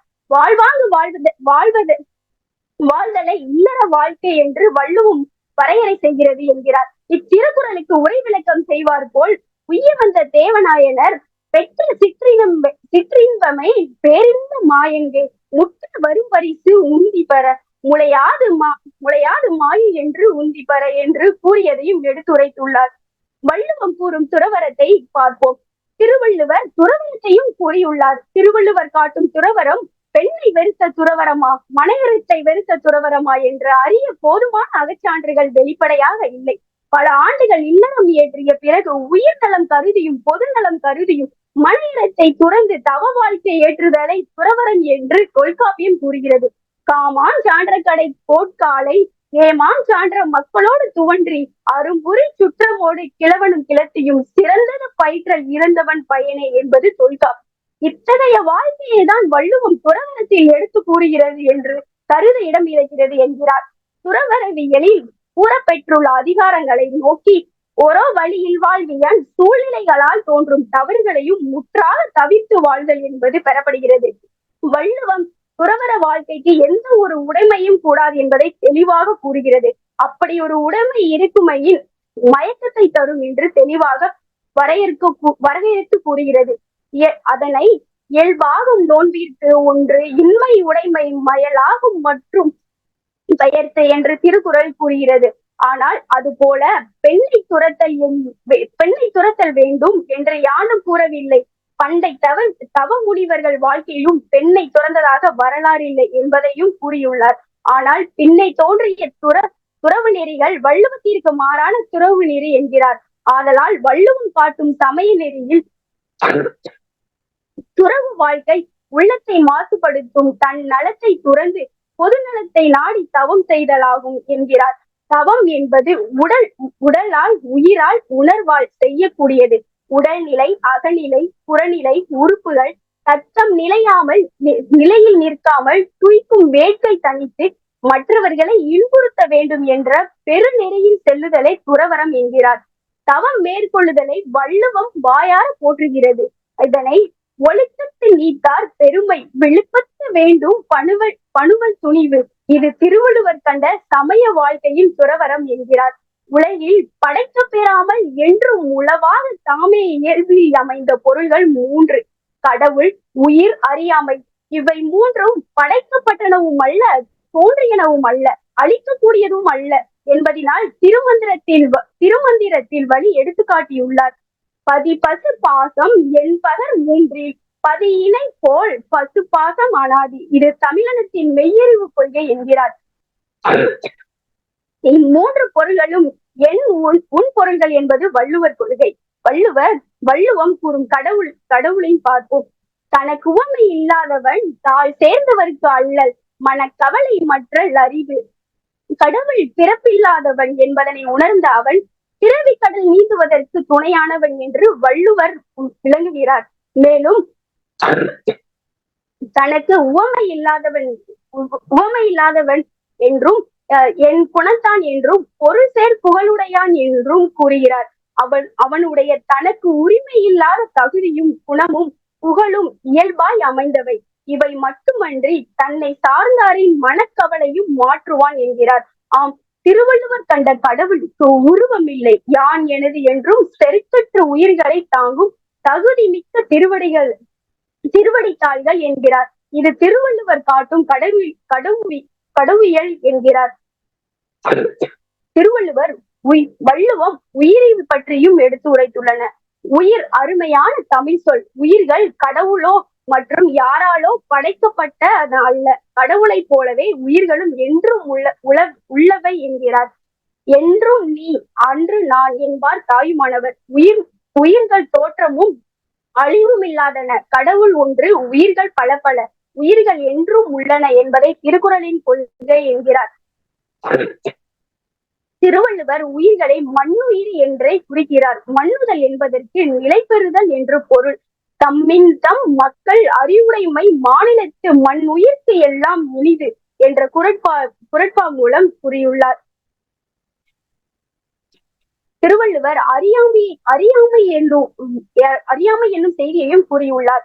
உயிர் அறிவு பொருள். உயிர் அறிவு பெறுவதற்குரியது ஆயினும் அது இயல்பில் அறியாமையை தழுவி கிடக்கிறது. உயிர்தான் தழுவி கிடக்கும் அறியாமையிலும் விலகி அறிவினை பெருகும் முயற்சியே வாழ்க்கை. உயிருக்கு அறியாமை இயல்பு என்பதை வள்ளுவம் கூறுகிறது. பிற பெண்ணும் பேதமை நீங்க சிற பெண்ணும் செம்பொருள் காண்பது அறிவு என்ற குரல் மூலம் உணர்த்துகிறார். உயிரை பிணைந்துள்ள இந்த அறியாமையை விளக்குவதற்காகத்தான் கல்வி, கேள்வி, அறிவுடைமை, மெய்யுணர்தல் போன்ற பல்வேறு அரிய முயற்சிகளையும் பிற வாழ்க்கை முயற்சிகளையும் அமைத்து காட்டுகிறது திருக்குறள். வள்ளுவம் கூறும் வினைகள் யாவை? உயிர்கள் தொழிற்படும் திறந்தன. உயிர்கள் தொழிற்படுதல் இயற்கை. உலக இயக்கமே தொழிற்படுதலில் தான் அமைந்து கிடக்கிறது. உயிர்ப்போடு உள்ளமைக்கு அதன் தொழிற்பாடே அடையாளம். உயிர் தொழிற்படாது சோம்பி கிடந்தால் பிறப்பின் நோக்கத்திற்கு முரண், உலக இயக்கத்திற்கு மாறுபட்டது, இயற்கைக்கு இசைவில்லாது. தொழிற்படுதலை வினை செய்தல் என்று தமிழ் மரபு கூறும். வினை செய்தல் நம்மையும் தரும், தீமையும் தரும். தீமை செய்யும் வினைகளினாலே, வினை செய்யும் நோக்கங்களினாலே வினை செய்தலின் பயனை நாம் நன்றாயினும் தீயாயினும் அவரவர்களை அடைந்து அனுபவித்தல் வேண்டும் என்பது வள்ளுவத்தின் கோட்பாடு. இந்த நியதி இருந்தால்தான் தீவினையை செய்ய அஞ்சுவர், நல்வினையில் நாட்டம் செலுத்துவர் என்பதனை என்பகை சுற்றாரும் உய்வர் வினைப்பகை வீயாது பின் சென்று அடும் என்ற கருத்தினை திருக்குறள் உணர்த்துகிறது. அவரவர் செய்த வினை பயன் அவரவர்களை வந்தடைதல் தவிர்க்க முடியாது என்பதனை வள்ளுவர் கூறுகிறார். தீயவை செய்தார் கெடுதல் நிழல் தன்னை வீயாது அடியுறைந்தற்று என்ற குறள் வழி உணர்த்துதல் நன்று. ஊழின் பயனையும் எடுத்துரைத்துள்ளார். ஊழின் பயனை தூய்த்து கழிக்காமல், அதாவது ஊழிற்கு காரணமாக அமைந்த உயிரில் பதித்த உணர்வு தடத்தை அழித்து எழுதாமல் வேறு ஒரு வகையான வாழ்தல் அறிவு இயலாது. அதனால் ஊழின் வலிமையை பெரிது என்பர். அதன் ஊழின் பயனை தட்டி கழிக்க முடியாது என்பதேயாம். ஆனால் ஊழின் நடத்தை அழித்து எழுத முடியாது என்பது பொருள் என்று. ஆதலால் சமயத்துறையில் ஊழை பயன்படுத்தி முன்னேற்றத்திற்குரிய தடை உணர்வை உருவாக்குதல் நெறியும் அன்று, முறையும் அன்று. ஊழின் வலிமையை வள்ளுவம் வலியுறுத்துகிறது. ஊழிர் பெருவழி யாவுல என்று வினவுகிறது. ஊழிற்கு திருக்குறள் எந்த குறளிலும் வெற்றியை சேர்க்கவில்லை. ஆனால் ஆழ்வினையுடைமை அதிகாரத்தில் ஊழை எதிர்த்து மானுடம் வெற்றி பெற முடியும் என்பதனை வள்ளுவம் கூறுகிறது. செய்வத்தான் ஆகாதுதான் எனும் முயற்சி தான் மெய்வருத்த கூலி தரும் என்று கூறுகிறது. வள்ளுவம் பிறப்பின் தத்துவத்தை பற்றி கூறியுள்ளது. உயிர்கள் பல்வேறு பிறப்புகள் உடையன என்பது வழி வரும் ஒரு கொள்கை. உயிரை பற்றிய விளக்கத்தில் உயிருக்கு தோற்றமும் இல்லை, அழிவும் இல்லை என்று பார்த்தோம். அப்படியானால் பிறப்பு என்பது உயிர் தன்னுடைய நிகழ்கால நோக்காகிய இன்ப அமைதியை பெறுவதற்குரிய முயற்சியில் ஈடுபட உடுத்திக் கொள்ளும் ஒன்றே உடல். உடம்பு என்பதற்கு சொல் முதல் நிலை. உடு என்பது உயிர். இந்த உடம்பினை உடுத்திக் கொள்ளும் நிகழ்வு தான் பிறப்பு. பொறிகள் உடம்பினை சார்ந்தவை, புலன்கள் உயிரினை சார்ந்தவை. திருக்குறள் 7 வகை பிறப்பு என்று எடுத்தோதுகிறது. ஒருமைக்கண் தன் கற்ற கல்வி ஒருவருக்கு எழுமையும் ஏமாப்பும் உடைத்து என்ற குறள் வழி நினைவு கூறுகின்றன. 7 பிறப்பு என்பது வழி வழக்கத்தில் கூறும் ஒரு தத்துவம். உயிரின் படிமுறை வளர்ச்சியில் 6 வகை பிறப்புகளை பொதுவாக தொல்காப்பியம் கூறும். அவை: ஒன்றறிவதுவே, உற்றறிவதுவே, இரண்டறிவதுவே, அதனோடு நாவே, மூன்றறிவதுவே அவற்றோடு மூக்கே, நான்கறிவதுவே அவற்றோடு கண்ணே, ஐந்தறிவதே அவற்றோடு செவியே, ஆறறிவதுவே அவற்றோடு மனமே, நேரின் உணர்ந்தோர் நெறிப்படுத்தினாரே. படிமுறை வளர்ச்சியில் உயிர் ஓரறிவில் தொடங்கி 6 வரை வளர்ந்து அதனை கடந்த பெருநிலை எய்துதல் 7வது நிலை. இந்த படிமுறைகளை நினைவில் கொண்டு 7 பிறப்பு என்கிறார்களா? வள்ளுவம் 7 என்றே குறிப்பிடுகிறது. திருவள்ளுவர் தெளிவாக உயிர் உடலை நீக்கி புது உடலை பெறும் என்று கூறுகிறார். அதனை குடம்பை தனித்தொழிய புல்பரந்தற்றே உடம்போடு உயிரிடை நட்பு. இதில் குடம்பை என்பது என்ற சொல்லுக்கு முட்டை என்றும் கூடு என்றும் வேறு பொருள் கொள்கிறார். வள்ளுவத்தின் கொள்கை உயிர்கள் பல பிறப்புடையன, அவை பல்வேறு பிறப்புகளில் படிமுறைகளில் வளர்ந்து வருகின்றன என்பதையாம். இவர் வள்ளுவம் கூறும் கடவுள் உண்மை. இன்றைய உலகில் அடுத்த பெரிய விவாதத்திற்குரியது கடவுளேயாம். கடவுள் இல்லை இல்லை இல்லவே இல்லை என்று கூறி இந்நூற்றாண்டின் வரலாற்றை தலைவர் பெரியார் எழுத முயன்றார். தலைவர் பெரியாரின் பல்வேறு கொள்கைகள் வெற்றி பெற்று இருந்தாலும் கடவுள் மறுப்பு கொள்கை எந்த அளவுக்கு வெற்றி பெற்றுள்ளது என்பது ஆய்வுக்குரியது. இதனை திருக்கோவில் எண்ணிக்கை பெருக்கமும் உண்டியல் பெருக்கமும் இதற்கு எதிரடையான விடையை தருகின்றன. பொது உடைமை தத்துவம் கடவுள் மறுப்பிலிருந்து பிரிக்க முடியாது. கடவுள் மறுப்பு தன்மையுடைய இந்த பொது உடைமை தத்துவம் உலகில் 1/5 பகுதி மக்கள் கவர்ந்திருக்கிறது, ஆட்சியில் அமர்ந்துள்ளது. இந்திய நாட்டிலும் கூட மத ஆசாரங்களுக்கும் மந்திரங்களுக்கும் பெயர் போன கேரளத்தை கொள்கை பெரிதும் கவர்ந்திருக்கிறது என்கிறார். 19ஆம் நூற்றாண்டில் சமய உலகத்திற்கு புத்தொளி காட்டிய ராமகிருஷ்ணர், விவேகானந்தர் முதலியோர் தோன்றிய விளங்கிய மேற்கு வங்கத்திலும் இக்கொள்கை பெருவாரியாக வளர்ந்துள்ளது. இவையெல்லாம் கடவுள் உண்டு என்பர் நினைவிற்கொள்ள வேண்டிய வரலாற்று செய்திகள். கடவுள் உண்டா இல்லையா தெளிவாக அறிவுபூர்வமாக உறுதிப்படுத்தக்கூடிய விடையை யாரால் கூற முடியும்? உண்டு என்பவர்களும் கண்டு காட்டவில்லை, இல்லை என்பவர்கள் தாம் எங்கே பார்த்து எவ்வளி பார்த்து இல்லை என்று கூறுகின்றனர். இந்த கருத்து கடவுள் உயிர்களை படைத்தார் அல்லது தோற்றுவித்தார் என்ற கொள்கையுடைய வளர்ச்சி பெறாத சமயங்களை சார்ந்த பிழையான கருத்தால் தோன்றியனவாம். திருவள்ளுவரின் சமயம் உயிர் ஒரு படைப்பு பொருள் என்று, உயிர் இயற்கையாகவே உள்பொருள் என்று கூறுவதால் இந்த கொள்கை தோற்றத்திற்குரிய களமே இல்லாமல் போகிறது. கார்ல் மார்க்ஸ் என்ற அறிஞர் கடவுள் மறுப்பு கொள்கையை முன்வைக்கிறார். கடவுளை மறுப்பதற்கு அவர் காரணமாக கூறுவது, கடவுள் நம்பிக்கையுடைய ஒரு சில சமயத்தினர் உயிரின் இயல்பினை, ஆற்றலை, சுதந்திரத்தை மறுத்து உயிர் அப்பட்டமான மையொட்டித்தால் அல்லது கடவுள் உயிருள்ள ஒரு விளையாட்டு பொம்மை என்று கூறுவதே ஆகும் என்கிறார். ஆம், அதற்கு பதில் கூறும் வகையில் திருவள்ளுவர் உயிரின் திறனையும் அறிவு பாங்கினையும் ஆழ்வினை திறனையும் ஐயத்திற்கு இடமின்றி விளக்குவதால் அதற்கும் இடமில்லை. அது மட்டுமன்று, வள்ளுவம் காட்டும் கடவுள் வாளறிவானை தவிர ஆதிக்க சக்திகளின் தலைவன் அல்ல, அவன் வழி நடத்துபவனை தவிர ஆட்டி படைப்பவன் அல்ல. அந்த தன்மையை, பண்பை, குணத்தை திரும்ப திரும்ப உயிர் நினைத்தலின் மூலம் அத்தன்மைகளை எல்லாம் தனக்கு உரிமையாக்கி கொண்டு வளரும் நெறிதான் வழிபாட்டு நெறி என்கிறார். வழிபடுதல், வழிநிலை நிற்றல், மருவிதான் வழிபாடானது. தரகர் முறை வழிபாடுதான் கடவுள் எதிர்ப்பு கொள்கைக்கு இடம் கொடுத்துள்ளது என்கிறார் வள்ளுவர். வள்ளுவம் கடவுள் வாழ்த்தில் வேண்டுதல் வேண்டாமை இளநாடி சேர்ந்தார்க்கு யாண்டும் இடும்பையில் என்றும், பொறிவாயில் ஐந்து விட்டான் பொய்தீர் ஒழுக்க நெறி நின்றோர் நீடு வாழ்வார் என்ற குறள்களில் நேரிடையான வழிபாட்டு முறையினை வலியுறுத்தியிருக்கிறார். இதில் தரகர் முறை வழிபாட்டை பற்றி கூறாமையை எடுத்து கூறியுள்ளார். வள்ளுவம் கடவுளை நம்புகிறது, ஆனால் அது ஆணும் அல்ல பெண்ணும் அல்ல. வள்ளுவம் காட்டும் கடவுளுக்கு கோபுரங்கள், கோட்டைகள் இல்லை. வள்ளுவத்தின் கடவுளுக்கு கணக்கும் இல்லை, வழக்கும் இல்லை. அது பேரறிவு, தூய்மையான அறிவு, குணங்களின் திருவுருவு, இன்பத்தின் திருவுருவு, அன்பின் திருவுருவு, அறத்தின் அடையாளம். அது ஓர் ஊரில் ஓர் இடத்தில் இருப்பதன்று எங்கெனும் நீங்க மர நிறைந்து நிற்பது. உய்த்துணர்வார்க்கு உள்ளத்தில் துணையாய் தோழமையாய் நின்று தொழிற்படுத்துவது, வெற்றிகளை தருவது. இத்தகைய வள்ளுவத்தின் கடவுள் நெறியை மறுப்பார் யார்? வள்ளுவத்தின் கடவுள் நெறி வையகத்திற்கு உரிமையாக வேண்டும். மனித குலத்தில் சமய நெறிகளில் மண்டியிருக்கும் புற சமய புதற்காடுகளை அழித்து வள்ளுவத்தின் சமய நெறியை உலக பொது சமயமாக்க வேண்டும் என்கிறார்.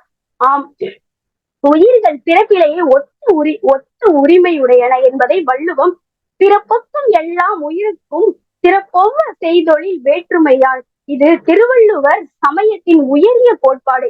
இந்த கோட்பாடு உலகில் இடம்பெற்றால்தான் வெள்ளையர், கருப்பர், தீண்டத்தக்காதவர் என்று மனித குலத்தினால் பிரித்து ஆட்டி படைக்கும் தீமைகள் மறையும். திருவள்ளுவர் தந்த திருக்குறள் ஒரு சமயத்திற்காக தோன்றிய நூலன்று, அது சமய சார்பற்ற நூல். ஆயினும் மனித குலத்தை சிந்தனையில், அறிவியலில், வாழ்க்கையில் வழிநடத்தும் பொது திருக்குறள் கொள்கையை சமயமாக உருப்பெறுகிறது. ஆம், வள்ளுவத்தின் சமயம் நெகிழ்ந்து கொடுக்கக்கூடியது, நம்பிக்கையுடன் கூடியது, நல்லெண்ணத்தின் பார்ப்பட்டது, இலக்கணத்துக்கு இசைந்தது, மெய்யுணர்தலின் பார்ப்பட்டது என்கிறார். ஆம், ஒரு வாழ்க்கை முறையாக அமைய வேண்டும் என்றால் வள்ளுவத்தின் சமயம் வையகத்திற்கு உரிமையாக வேண்டும் என்று கூறி எனக்கு பேச வாய்ப்பளித்தமைக்கு அனைத்து பேராசிரியர்களுக்கும் பேராசிரியர் பெருமக்களுக்கும் நவில்தரும் நூல் நயம் நிகழ்வின் ஒருங்கிணைப்பாளர்களுக்கும் நன்றி கூறி விடைபெறுகிறேன். நன்றி. நன்றி அம்மா, நன்றி. மிக சிறப்பான உரையாக அமைந்திருந்தது. இந்த 2 தலைப்புகளுமே மிக ஆழமான தலைப்புகள். வாழ்வியல், சமயவியல் என்று, அதிலும் குறிப்பாக சமயவியல் என்பது மிகவும் ஆழமான கருத்துக்களை உள்ளடக்கிய ஒரு தலைப்பு. அந்த தலைப்பினை மிகவும் துணிச்சலுடனும் சிறப்பாகவும் பேச முயற்சித்தார் இலக்கியா அவர்கள். இப்பொழுது அவருடைய அந்த மாணவியர் இருவருடைய பேராசிரியர்களும் நம்மிடையே இணைந்திருக்கிறார்கள். பேராசிரியர் இஸ்மாயில் அவர்களை உங்கள் மாணவியர்களை பற்றி பேசுமாறு அழைக்கிறேன். வாங்கம்மா. வாங்க சார், ப்ரொஃபசர். ஐயா வணக்கம். அனைவருக்கும் வணக்கம். வீட்டுல விருந்தாளி வந்துட்டாங்க ஐயா, அதனால நான் முழுமையாகவே என்னால பங்கேற்க இயலல. நான் பிள்ளைங்க பேசிட்டு இருக்கிறத அந்த ஜாடைகள்ல மட்டும்தான் காண முடிஞ்சது. அதனால என்னுடைய வாழ்த்துக்கள். பேராசிரியர் விஜயலட்சுமி அம்மா கருத்து சொல்லுவாங்க ஐயா, எனக்கு நன்றி. வணக்கம். ரொம்ப மகிழ்ச்சி. நன்றி சார். பேராசிரியர் விஜயலட்சுமி அம்மா வாங்க. சான்றோர்கள் அனைவருக்கும் வணக்கம். பாலஸ்ரீ அவர்கள் பாத்தீங்கன்னா தொடக்கத்துல ரொம்ப நிதானமா அன்பு, அறிவு, காலத்தை போற்றுதல், அழுக்காறு, ஒழுக்கமுடைமை, காதல் வாழ்க்கை, அந்த பொருண்மைகள்ல குன்றக்குடி அடிகளாருடைய பார்வையில என்னெல்லாம் சொல்லியிருந்தாங்களோ அதையெல்லாம் ரொம்ப நிதானமா அடுக்கி நம்ம முன்னாடி வச்சாங்க. அந்த அன்பு, அறிவு, இந்த அறிவுங்கிறது என்னன்னா காலத்தை போற்றுதல் அப்படிங்கிறதுதான் உண்மையான அறிவு. வெறும் அறிவு மட்டும் இருந்துடக்கூடாது, அன்பு கலந்த அந்த அறிவு வேணும் அப்படிங்கிறத ரொம்ப அழகா எடுத்துரைச்சாங்க. இலக்கியா பாத்தீங்க அப்படின்னா எனக்கு இலக்கியா பேசும்போது கொஞ்சம் பயமா இருந்தது. மூச்சு விடாம இப்படி பேசுறாங்களே இலக்கியா அப்படிங்கிற மாதிரி ரொம்ப வேகமா அவங்க, நான் அரை மணி நேரம் 2 பேருக்கும் நேரம் அப்படிங்கிற மாதிரி சொல்லியிருந்தேன். அந்த தரவுகள் எல்லாத்தையும் சொல்லணும் அப்படிங்கிறதுக்காக ரொம்ப வேகமா பேசினாங்க. ஏன் அறத்துப்பாலை முதல்ல வள்ளுவர் வச்சாரு, எதுக்காக ஒரு அறத்துப்பாலை எடுத்துக்கிட்டாரு அப்படிங்கிறதனுடைய தொடக்கமா ஆரம்பிச்சு அறம்னா என்ன, இல்லறம், துறவரம், தவம், அது மட்டும் இல்லாம அப்பர் பெருமானுடைய கருத்துக்கள், தொல்காப்பியர், நன்னூலார், தாயுமானவர், தந்தை பெரியார், இந்த மாதிரி நிறைய பேருடைய மேற்கோளையும் அவங்க காமிச்சாங்க. நிறைய இதற்காக தரவுகளை சேகரிச்சிருக்காங்க, வாசிச்சிருக்காங்க அப்படிங்கிறத உணர முடியுது. 2 பேருமே ரொம்ப பொதுவா பாத்தீங்கன்னா மனத்துக்கண் மாசில நாதல் அனைத்து அரணாகுல நீல பெற அப்படிங்கிற மனத்தினுடைய தூய்மையை வள்ளுவர் வலியுறுத்தி இருக்கிறாரு அப்படிங்கிறத 2 பேருமே ரொம்ப சிறப்பா உள்வாங்கி பேசியிருக்காங்க. போன முறை சொன்ன மாதிரி ஐயா அவர்களுக்கு தான் நாங்க ஜமால் முகமது கல்லூரியின் சார்பாக நன்றி சொல்ல கடமைப்பட்டிருக்கோம். ஏன் அப்படின்னா இன்றைய வளரக்கூடிய தலைமுறை, இந்த வளரிளம் பருவம்னு சொல்லக்கூடியவங்க மிகச்சிறந்த முறையில தங்களை வாழ்க்கையில நன்னெறிப்படுத்தக்கூடிய கருத்துக்களை படிக்கிறதுக்கும் அது சார்ந்து சிந்திப்பதற்கும் இத்தகைய நல்ல வாய்ப்புகளை வழங்கியமைக்காக ஜமால் முகமது கல்லூரியின் சார்பாக இதனுடைய ஒருங்கிணைப்பாளர் அவர்களுக்கு மனமார்ந்த நன்றியினை தெரிவித்துக் கொள்கிறேன். நன்றி ஐயா. நன்றி அம்மா, நன்றி, மிக்க நன்றி. இப்பொழுது நம்மிடையே இணைந்துள்ள நண்பர்களும் சான்றோர்களும் தங்களது கருத்துக்களை பகிர விரும்பினால் கையை உயர்த்துமாறு கேட்டுக்கொள்கிறேன். நம்மிடையே பேராசிரியர் கலாநிதி சுப்பிரமணியம் ஐயா அவர்கள் அமெரிக்காவிலிருந்து, கனடாவிலிருந்து இணைந்திருக்கிறார். ஐயா, தங்கள் கருத்துக்களை, இவை 2மே மிக ஆழமான தலைப்புகளை கொண்ட தலைப்புகள். குறிப்பாக சமயவியலில் ஊழ்வினையை பற்றி பேசுகிறார். ஒழுக்கத்தை பற்றி, ஊழ்வினையை பற்றியும் வினையை பற்றியும் பேசுகிறார். இவை இரண்டுமே மிகவும் ஆழமான தலைப்புகள், ஆழமான விஷயங்களை கொண்ட, செய்திகளை கொண்ட தலைப்புகள். சுப்பிரமணியம் ஐயா, கலாநிதி சுப்பிரமணியம் அவர்கள் குன்றக்குடி அடிகளாரின் இந்த தலைப்பை பற்றியும் அவருடைய கருத்துக்களையும் தெரிவிக்குமாறு அழைக்கிறேன். மதிப்புக்குரிய ஐயா அவர்களுக்கு வணக்கம். இந்த நிகழ்விலே தொடர்ந்து கலந்து கொள்ள வேண்டும் என்று எனக்கு விருப்பம் இருந்தாலும் சில சந்தர்ப்பங்களிலே கலந்து கொள்ள முடியாமல் போய்விடுகிறது. இன்றைக்கு எப்படியாவது கலந்து கொள்ள வேண்டும் என்று நான் நினைத்தேன். சற்று பிந்தித்தான் வந்திருக்கிறேன். முக்கியமாக இங்கே நான் சொல்ல வந்த 2 விடயங்கள் முதலில் சொல்லிவிடுகின்றேன். திருக்குறளை பற்றி வயது வந்தவர்கள், வாழ்ந்தவர்கள், அனுபவித்தவர்கள், புலமையாளர்கள் பேசுவது என்பது ஒன்று. திருக்குறளை பற்றி அதிலே புலமை மிகுந்தவர்கள் பேசுவது என்று ஒன்று இருக்கிறது. திருக்குறளை அடுத்த தலைமுறையிலே, இளந்தலைமுறையிலே உள்ளவர்களிடம் கொடுத்து அவர்கள் அதை பற்றி எப்படி பார்க்கிறார்கள் என்ற கண்ணோட்டத்திலே பேச வைப்பது இன்னொன்று. இந்த 2வது விஷயம் மிக மிக சிறப்பானது, வரவேற்கப்பட வேண்டியது என்பது முதலாவது நான் சொல்ல வேண்டிய விஷயம். அதாவது இளந்தலைமுறையினர் கூடாக வள்ளுவத்தை அணுகப்பண்ணுவது. இளந்தலைமுறை அணுகப்பண்ணும் பொழுது யாரு கூடாக நீங்கள் அணுக வேண்டும் என்று சிந்திக்கிறீர்களோ அந்த வகையில் இப்போ குன்றக்குடியார் போன்றவர்களுடைய எழுத்துக்களுக்கு ஊடாக வள்ளுவரை தரிசிப்பது என்பது மிக சிறந்த ஒரு திட்டத்தின் அடிப்படையிலே நீங்கள் இதை செயற்படுத்தி வருகிறீர்கள். அந்த வகையிலே அடுத்த தலைமுறை மிக சரியான தளத்திலே செல்லும் என்று நம்பிக்கை ஊட்டத்தக்க வகையிலே இந்த இரு பாலஸ்ரீயை மற்றும் இலக்கியா 2 பேருடைய உரையையும் நான் பார்த்தேன். அவர்கள் இந்த வயது காரணமாக அவசரப்பட்டு ஒரு குறிப்பிட்ட நேரத்துக்குள்ளே எல்லாவற்றையும் சொல்லிவிட வேண்டும் என்று அவர்கள் அந்தரப்படுவது தெரிகிறது. ஆனால் அது நாள்பட அந்த மேடை பயிற்சி வந்த பிறகு நாங்கள் ஆசுவாசமாக பேசலாம் என்ற நிலைக்கு வருவார்கள். ஆனால் அவர்கள் எல்லாவற்றையும் ஆயத்தப்படுத்தி சொல்ல வேண்டும் இந்த நேரத்துக்குள்ளே ஒன்று அவர்கள் முயற்சித்தது முதல் வரவேற்கத்தக்கது. அவரை மட்டுமல்ல, அவர்களை வழிப்படுத்திய பேராசிரியர்களும் ஜமால் முகமது கல்லூரியை சார்ந்த அறிஞர் பெருமக்களுக்கு நான் வாழ்த்து தெரிவிக்கிறேன். ஏனென்றால் அவர்கள் மிகவும் நல்ல ஒரு பணியை செய்கிறார்கள். இது மிகவும் வரவேற்கப்பட வேண்டியது. ஏனென்றால் வேருக்கு நீரூற்றுதல் என்று சொல்வது போல, அதாவது வளர்ந்தவர்களுக்கு இல்லாமல் வளர்ந்து கொண்டு வருகின்றவர்களுக்கு வாய்ப்பு கொடுக்கின்ற செயல்பாட்டிலே நீங்கள் சிறப்பாற்றி இருக்கிறீர்கள். நீங்கள் தலைவர் அவர்கள் சொன்னது போல இந்த விஷயங்கள், இன்றைக்கு பேசப்பட்ட விஷயங்கள் மிக ஆழமானவை. திருக்குறள் பற்றிய விஷயங்களிடம் ஆழமானவை. ஒரு உரையிலே இல்லை 2 உரையிலே எடுத்து மட்டும் சொல்லிவிட்டு போகக்கூடியவை அல்ல. அப்ப வாழ்வியல், சமயவியல் என்ற அடிப்படையிலே 2க்கும் நான் எத்தனையோ விஷயங்களை நான் இங்கே சொல்ல விரும்புகிறேன். ஆனால் அதற்கான சந்தர்ப்பம் இது அல்ல. முதல் வள்ளுவர் இந்த தன்னுடைய திருக்குறளை எழுதிய காலகட்டத்தில் வள்ளுவர் தான் எழுதினார் என்ற அடிப்படையில் சிந்தித்தால், வள்ளுவர் காலத்தில் சமயம் என்பது ஒரு அமைப்பு ஆக தமிழ்நாட்டிலே உருவாகி இருந்ததா என்ற ஒரு அடிப்படை கேள்வியை எங்களுக்கு வேணும். அதே நேரத்திலே 2வது ஊழ் பற்றிய விடயத்திலே நிச்சயமாக அடித்து பேச வேண்டிய விஷயம், இந்த வினை கோட்பாடு என்பது எங்களை முடக்கி போட்ட ஒரு விஷயம். பண்பாட்டை கோட்பாடு என்பது உண்மையிலே எங்களை செயலூக்கம் இல்லாமல் முடக்கி போட்ட அம்சம். அது எதற்காலே வந்ததென்றால் சமயங்களுக்குள்ளாலே வந்தது.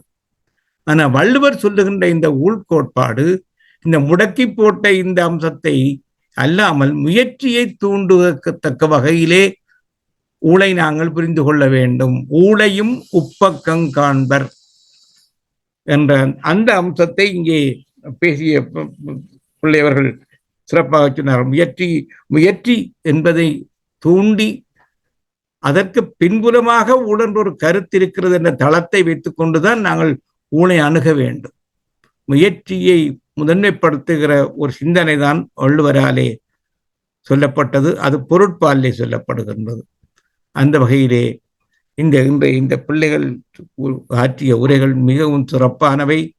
இதை போல இன்னும் பலருடைய உரைகளும் தொடர்ந்தால் திருக்குறளுக்கு ஒரு புதிய தலைமுறை பார்வை உருவாகும் என்று கூறி 2 பேரையும் 2 பிள்ளைகளையும் இலக்கியாவையும் மற்றும் பாலஸ்ரீ அவர்களையும் அவர்களை தயாரித்து இந்த நிலைக்கு கொண்டு வந்த பேராசிரியர்களுக்கும் வாழ்த்தி அமைகிறேன். வணக்கம். நன்றிங்க ஐயா. தங்களைப் போல சிறந்த அறிஞர்களின் வாழ்த்து இந்த மாணவிகளுக்கு சிறப்புள்ளதாக அமையும் என்பதில் சந்தேகம் இல்லை. இன்னொரு கருத்தையும் சிந்தனைக்காக விடுத்துள்ளீர்கள். சமயம் அந்த காலத்திலே இருந்ததா என்பதையும், ஊழ் பற்றிய வள்ளுவரின் தனிப்பட்ட சிந்தனைகளை தங்கள் நோக்கில் கூறியதும் சிறப்பாக இருந்தது. ஊழ் என்பது வெற்றியில் மமதை கொள்ளாமலும் தோல்வியில் தோழாமலும் இருப்பதாக ஒரு வினை கொள்கையை நாம் கொள்ள வேண்டும் என்பதை அறிவுறுத்தினேன். நன்றிங்க. அடுத்ததாக திரு குழந்தைவேல் ராமசாமி ஐயா அவர்கள் கையை உயர்த்தியுள்ளார். ஐயா வாருங்களே. அனைவருக்கும் வணக்கம். வாய்ப்புக்கு நன்றிங்க ஐயா. இளவர்கள் கொண்டுட்டு வரணும், அவர்கள் வழியாக அந்த உணர்வுரை பெற வேண்டும் என்று நினைத்தோம். ஆனால் அது உணர்ச்சி உரையாகவும் உணர்வுரையாகவும் அமைந்ததுக்கு முதல்ல ராஜேந்திரன் ஐயாவுக்கு நன்றி சொல்றோம். மிகச் சிறப்பானது. அதான் நான் செய்தி போட்டது மாதிரி குற்றால அருவியில குளித்தது மாதிரி இருக்கு. கொட்டுன்னு கொட்டுது. இந்த இளவர்கள் பாலஸ்ரீ இலக்கியா 2 பேரும் அங்க விஜயலட்சுமி அம்மா சொன்னாங்க 30 மணித்துளிகள் தான் அப்படின்னு சொன்னதுனால அவர்கள் மூச்சு வாங்க பேசினாங்க அப்படின்னு. எப்படி இருந்தாலும் நீங்க கண்ணை மூடிக்கொண்டு கேட்டிருந்தீர்கள் என்றால் அந்த இதை பார்க்கும் பொழுது எவ்வளவு ஆழ்ந்த கருத்துக்களை உள்வாங்கி இருக்கிறார்கள் என்பதை உணர முடியும். அந்த 2 இளவர்களுக்கும் ஒரு வேண்டுகோள். இந்த குழுவின் சார்பாக நான் பல காணொளிகளை இந்த நிகழ்வு இருக்கும் பல காணொளிகளை பல முறை திருப்பி பார்ப்பதுண்டு. அந்த விதத்தில் உங்களுடைய நண்பர்களுக்கும் இந்த காணொலியை பகிருமாறு அன்போடு கேட்டுக்கொள்கின்றோம். எல்லாருமே நம்ம செய்வோம், இருந்தாலும் இது கூடுதல் முதன்மையானது. ஏன் அப்படின்னு கேட்டீங்களா, வினையான் வினையாக்கி கோடல் நனைக்கவல் யானையால் யானையா தற்று என்ற குறள் என்ன சொல்லுகிறதுன்னா, நம்ம ஒரு செயலை செய்யும் பொழுது இன்னொரு செயலையும் செய்ய முடிக்க முடியுமா என்று பார்க்க வேண்டும். தமிழன் நகைச்சுவையா சொல்லுவாரு, ஆடும் மேய்ந்த மாதிரி அண்ணனுக்கும் பெண் பார்த்த மாதிரின்னு. ஒரு வரிசையில நிக்கிறோம், எண்ணெய் வாங்குறதுக்கு நிக்கிறோம், அல்லது அரிசி வாங்குறதுக்கு நிக்கிறோம், சக்கரை வாங்குறதுக்கு நிக்கிறோம். கையில இருக்கிற கை தொலைபேசியில 20 செய்திகளுக்கு நம்ம பதிலும் போட்டுறோம். அப்ப வரிசையும் போது 50 மின்னஞ்சல்களுக்கு பதிலும் நம்ம போட்டுறோம். அது மாதிரி அவங்க இலக்கியமா பேசும்போது அவங்க பேசுவது கருத்துக்களை சொல்வதற்கா இல்ல அவங்களை என்னால எதை வேணாலும் பேச முடியுங்கிறத காட்டுவதற்கா என்பது ஒரு பின்னி பிழைந்திருந்தது. அவங்களுக்கு ஒரே ஒரு வேண்டுகோள், ஏன்னா இடிப்பாறை இல்லாத ஏமரா மன்னர் கிடைப்பாரலும் கிடையா. அவர்கள் மறுபடியும் இன்னைக்கு அமெரிக்கால மணி 9:15, ஊர்ல 8 மணி ஆயிடுச்சு. தூங்குறதுக்கு முன்னாடி இந்த பதிவை மறுபடியும் அவர்கள் பார்த்தார்கள் என்றால் அவர்கள் இன்னும் உயர பரப்பார்கள். ஏனென்றால் பல குறள்கள் அவங்க சரியா சொல்லல என்பதை அனைவரும் உணர்வோம். குணம் நாடி குற்றமும் நாடி அவற்றுள் மிக நாடி மிக்க குறள். இந்த 2 இளவர்களுக்கும் மிகச்சிறப்பான எதிர்காலம் இருக்கிறது. அவர்களுடைய திறமையை வெளிக்கொண்டு அவங்க முனைவர் விஜயலட்சுமி அம்மாவுக்கும் அவங்களை நமக்கு அறிமுகப்படுத்தின முகமது இஸ்மாயில் ஐயாவுக்கும் மிக்க மிக்க நன்றி. அதனால அம்மா, இந்த நீங்க பேசின உரைகள்ல என்ன பிழைகள் இருக்கின்றன என்பதை நீங்கள் கண்டு உணர்ந்து மறுபடியும் செம்மையாக்க வேண்டும் என்று கேட்டுக்கொள்கிறேன். மறுபடியும் மிக்க மிக்க மகிழ்ச்சி. உங்களால் இன்னும் பல இளவல்கள் வர வேண்டும். இந்த உரைகளை பல இளவல்களுக்கு நீங்கள் காட்ட வேண்டும். இது உணர்ச்சி உரை போல் தோன்றினாலும் உணர்வுரையும் கூட என்ற கருத்தையும் சொல்லி ஐயா மிக்க மிக்க நன்றி வாய்ப்புக்கு. வணக்கம். நன்றிங்க ஐயா, மிகச் சரியாக சொன்னீர்கள். மாணவிகள் பாலஸ்ரீ இலக்கியா இருவருமே இந்த பேச்சு துறையிலே ஆரம்ப கட்டத்தில் இருந்தாலும் தாங்கள் சொல்லிய சிறு சிறு தவறுகளை திருத்திக் கொண்டால் பெரிய அளவில் நல்ல பேச்சாளராக வெளிவார்கள் என்பதில் சந்தேகமில்லை. மாணவிகளும் அதை மகிழ்வோடு ஏற்றுக்கொள்வார்கள் என்று நம்புகிறோம். அடுத்ததாக வேறு எவரும் கையை உயர்த்தியுள்ளீர்களா? கருத்தை சொல்ல முன்வந்த மாணவர்களில் சிலர் வந்துள்ளதாக அறிகிறோம். அவர்களில் தங்கள் நண்பர்களின் உரையை பற்றி ஏதேனும் கருத்து சொன்னால். பேராசிரியர்கள் நாராயணசாமி இருக்கிறாங்க, பேராசிரியர் பிரபாகரன் இருக்கிறாரு, பேராசிரியர் சுகவனேஸ்வரன் இருக்கிறாங்க. இவங்கெல்லாம் மிகச்சிறந்த பேச்சாளர்கள். பிரபாகரன் அப்படிங்கிறவர் படிக்கின்ற காலத்திலேயே நம் கல்லூரியில 2 லட்சம் ரூபாய் ஒரு பரிசு பெற்றவர். அவருடைய கருத்துக்கள்லாம் இங்க பதிவு செய்யணும், அவரை இங்க அறிமுகப்படுத்துறதெல்லாம் நாங்க மகிழ்ச்சி அடைகிறோம். சுகவனேஸ்வரன் மிகச்சிறந்த பேராசிரியர், நாராயணசாமி போன்றவர்கள்லாம் எங்கள் கல்லூரியினுடைய மிகச்ச காத்திரமான பேராசிரியர்கள். அவர்கள் தங்கள் கருத்தை பதிவு செய்யுமாறு இந்த குழுவின் சார்பாக நான் கேட்டுக் கொடுக்கிறேன். நன்றிங்கய்யா. நிச்சயமாக ஐயா. திரு நாராயணசாமி அவர்கள் தங்கள் கருத்துக்களை. பேராசிரியர் பெருமக்களுக்கும் அனைத்து சான்றோர் பெருமக்களுக்கும் இந்த மாலை நேர இரவு நேர வணக்கம் ஐயா. நான் கொஞ்சம் காலதாமதமாக தான் அந்த இணைப்பில் இணைஞ்சேன். இருந்தாலும் அந்த இலக்கிய அம்மா வந்து விஜயலட்சுமி அம்மா சொன்னது மாதிரி ரொம்ப வேகமாகவும் தன்னுடைய கருத்துக்களை ஆழமாகவும் எடுத்து வச்சாங்க. அதான் கேட்க முடிஞ்சுச்சு. இருந்தாலும் அடுத்த நிகழ்வில் வந்து அதை நல்லா முழுமையாக கேட்டுட்டு சிறந்த கருத்துக்களை சொல்வேன். குழுவில் இணைந்த அனைத்து பேராசிரியர் பெருமக்களுக்கும் சான்றோர் பெருமக்களுக்கும் மிக்க நன்றி. ஏற்கனவே 2 சான்றோர்கள் அந்த இலக்கியா பேசிய கருத்துக்களை அதனுடைய நிறைகுறைகளை எடுத்து சொன்னாங்க. அதை அந்த பெண் வந்து உள்வாங்கிக் கொள்வாங்க அப்படிங்கிறது எனது ஆழமான எண்ணம். மேலும் இந்த நிகழ்வு சிறப்பாக அமையும் என்று வாழ்த்தி விடைபெறுகிறேன். நன்றி, வணக்கம். நன்றிங்க ஐயா. அடுத்ததாக பேராசிரியர் சுகவனம் ஐயா அவர்கள் தங்கள் கருத்துக்களை. ஐயா, அதுக்கு முன்னாடி ஒரு செய்தி. இந்த பதிவுகள் அனைத்தும் இருக்கிறது. தாமதமாக வந்ததுக்காக வருத்தப்பட வேண்டியதில்லை. இந்த பதிவுகள் வந்து இளவல்களே நமக்கு பகிர்வார்கள். நன்றி ஐயா. இமயவரம் ஐயா, தங்கள் கருத்துக்களை. ஐயா வணக்கம். எனக்கு இந்த கை தூக்குற இது வந்து இதுல சரியா ஏதோ வரமாட்டேங்குது. அதனாலதான் நான் வந்து கையை தூக்காம இருந்தேன், வேற ஒண்ணும் இல்ல. அதாவது இன்றைய பயணம் நேற்றைய உழைப்பு, இன்றைய சிறுவர் நாளைய உலகம். இதை வந்து ஐயா இவங்க வந்து பெருஞ்சித்திரனார் வந்து இதை அவங்களுடைய இதுல தென்மொழியில தமிழ்ச்சிக்கல்ல எழுதிக்கிட்டு இருப்பாங்க அந்த காலத்துல. அது வந்து நமக்கு பசுமையா இருக்கு. இந்த நவில் தரும் நூல் நயம் இதனுடைய நோக்கம் என்னன்னா, நம்ம வந்து திருக்குறளை வந்து இளைய தலைமுறையினர்கிட்ட கொண்டு போறதுதான். அந்த நோக்கு வந்து ரொம்ப சிறப்பா அந்த இலக்கை நம்ம அடைஞ்சிட்டு இருக்கோம்னு தான் நான் நினைக்கிறேன். அதுவும் இன்றைய இந்த தலைப்பு வந்து இந்த பிள்ளைங்க, இந்த சின்ன பிள்ளைங்களுக்கு தலையில வந்து பெரிய ஒரு இதை வச்ச மாதிரிதான். ஆனா அந்த பிள்ளைங்க அதை வந்து உள்வாங்கி, அவங்களுக்கு இப்ப இந்த காலத்துல அதெல்லாம் ரொம்ப எளிமையா இருக்கு. எதுவுமே ரொம்ப கஷ்டமானது கொடுத்தா சீக்கிரம் செய்திருவாங்க, எளிமையானது கொடுத்தாதான் கொஞ்சம் திணறுவாங்க. அந்த மாதிரி இந்த பிள்ளைங்க ரொம்ப அவங்களுடைய அருமையா அதை வந்து தயார் பண்ணிட்டு வந்து இங்க வந்து நமக்கு ஒரு நல்ல ஆற்றோட்டமா வந்து கொடுத்தாங்க. அது இளைய தலைமுறைன்றதால கொஞ்சம் பதட்டம் கூட சில இருக்கும். இலக்கியா கொஞ்சம் லைட்டா பதட்டம் இருந்திருக்கு. அது வந்து ஒன்றும் பெரிய தவறுலாம் இல்லை. என்னெல்லாம் நீங்க விட்டீங்கனாலே நான் வந்து தடுமாறுவேன். இப்பெல்லாம் மேடைனாலே பயந்துருவோம். பட் இந்த பிள்ளைங்க வந்து ரொம்ப மிக சிறப்பா பண்ணாங்க. அவங்க வந்து நல்ல இருக்கு. அதான் ஐயா சொன்ன மாதிரி திருக்குறளை வந்து நம்ம படிக்க படிக்க படிக்க, இது இளம் தலைமுறைன்றதால கொஞ்சம் இதா இருக்கு, வேற ஒண்ணுல. அவங்களே வந்து உள்வாங்கிக்குவாங்க. இன்னைக்கு என்னன்னா, நம்ம எதையுமே சொல்லணும்ன்ற அவசியமே இல்லை. அவங்க பார்த்தே இன்னைக்கு இந்த 2 பேருமே இவ்வளவு பெரிய ஒரு தலைப்பை வந்து உள்வாங்கி அதுக்காக ப்ரிப்பேர் பண்ணிருக்காங்க பாத்தீங்களா. அது வந்து அவங்க மனசுல ஆழ் மனதுல போய் பதிஞ்சு இந்த 2 பிள்ளைங்க இது வந்து அப்படியே மல்டிப்ளை ஆகும் நிச்சயமா.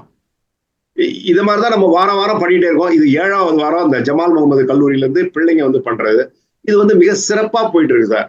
அது வந்து நான் வந்து ஜமால் முகமது கல்லூரிக்கும் சரி, நம்ம ஐயா முகமது இஸ்மாயில் சார் இருக்காங்க பேராசிரியர், அவங்க சார்ந்து மற்ற பேராசிரியர்கள் இருக்காங்க. அவங்களுக்கு வந்து நிச்சயமா நம்ம இந்த குழுவின் சார்பாக நாம நன்றி சொல்ல நான் கடமைப்பட்டிருக்கேன். ஏன்னா இளம் தலைமுறையினர் தான் இதுல வந்து, இப்ப நம்ம வயசானவங்க வந்து நம்ம அனுபவத்தை வச்சுக்கிட்டு அது பண்றது இது பண்றதெல்லாம் வேற விஷயம். சின்ன பிள்ளைங்கள்ட்ட வந்து நம்ம உள்ள அவங்களை கொண்டு போறதுதான் நம்முடைய நோக்கு. புதிய ஒரு சமுதாயம் அமைக்கப்படணும்னா இளம் தலைமுறையினருக்கு வந்து திருக்குறள் போகணும். அது வந்து நம்ம குன்றக்குடி அடிகளார் அவங்களுடைய கருத்துகள், அவர் என்ன சொல்லியிருக்காரோ அதை உள்வாங்கி அதை வந்து திருக்குறள் மூலமா நமக்கு வந்து கொடுக்கறதுன்றது வந்து ஒரு பெரிய அரிய இது. நம்ம ஏன்னா ஐயாவை பத்தியும் தெரிஞ்சுக்கிறோம், அதே சமயம் திருக்குறளை பத்தியும் தெரிஞ்சுக்கிறோம். பிள்ளைங்க வந்து அதை நல்லா சிறப்பா செய்யறாங்க. அவங்களுக்கு நம்ம எல்லாருடைய சார்பாகவும் வாழ்த்துக்கள். ரொம்ப சிறப்பு. ஜமால் முகமது கல்லூரிக்கு எங்களுடைய நன்றியை தெரிவிச்சுக்கிறேன். நன்றி ஐயா. நன்றிங்க ஐயா.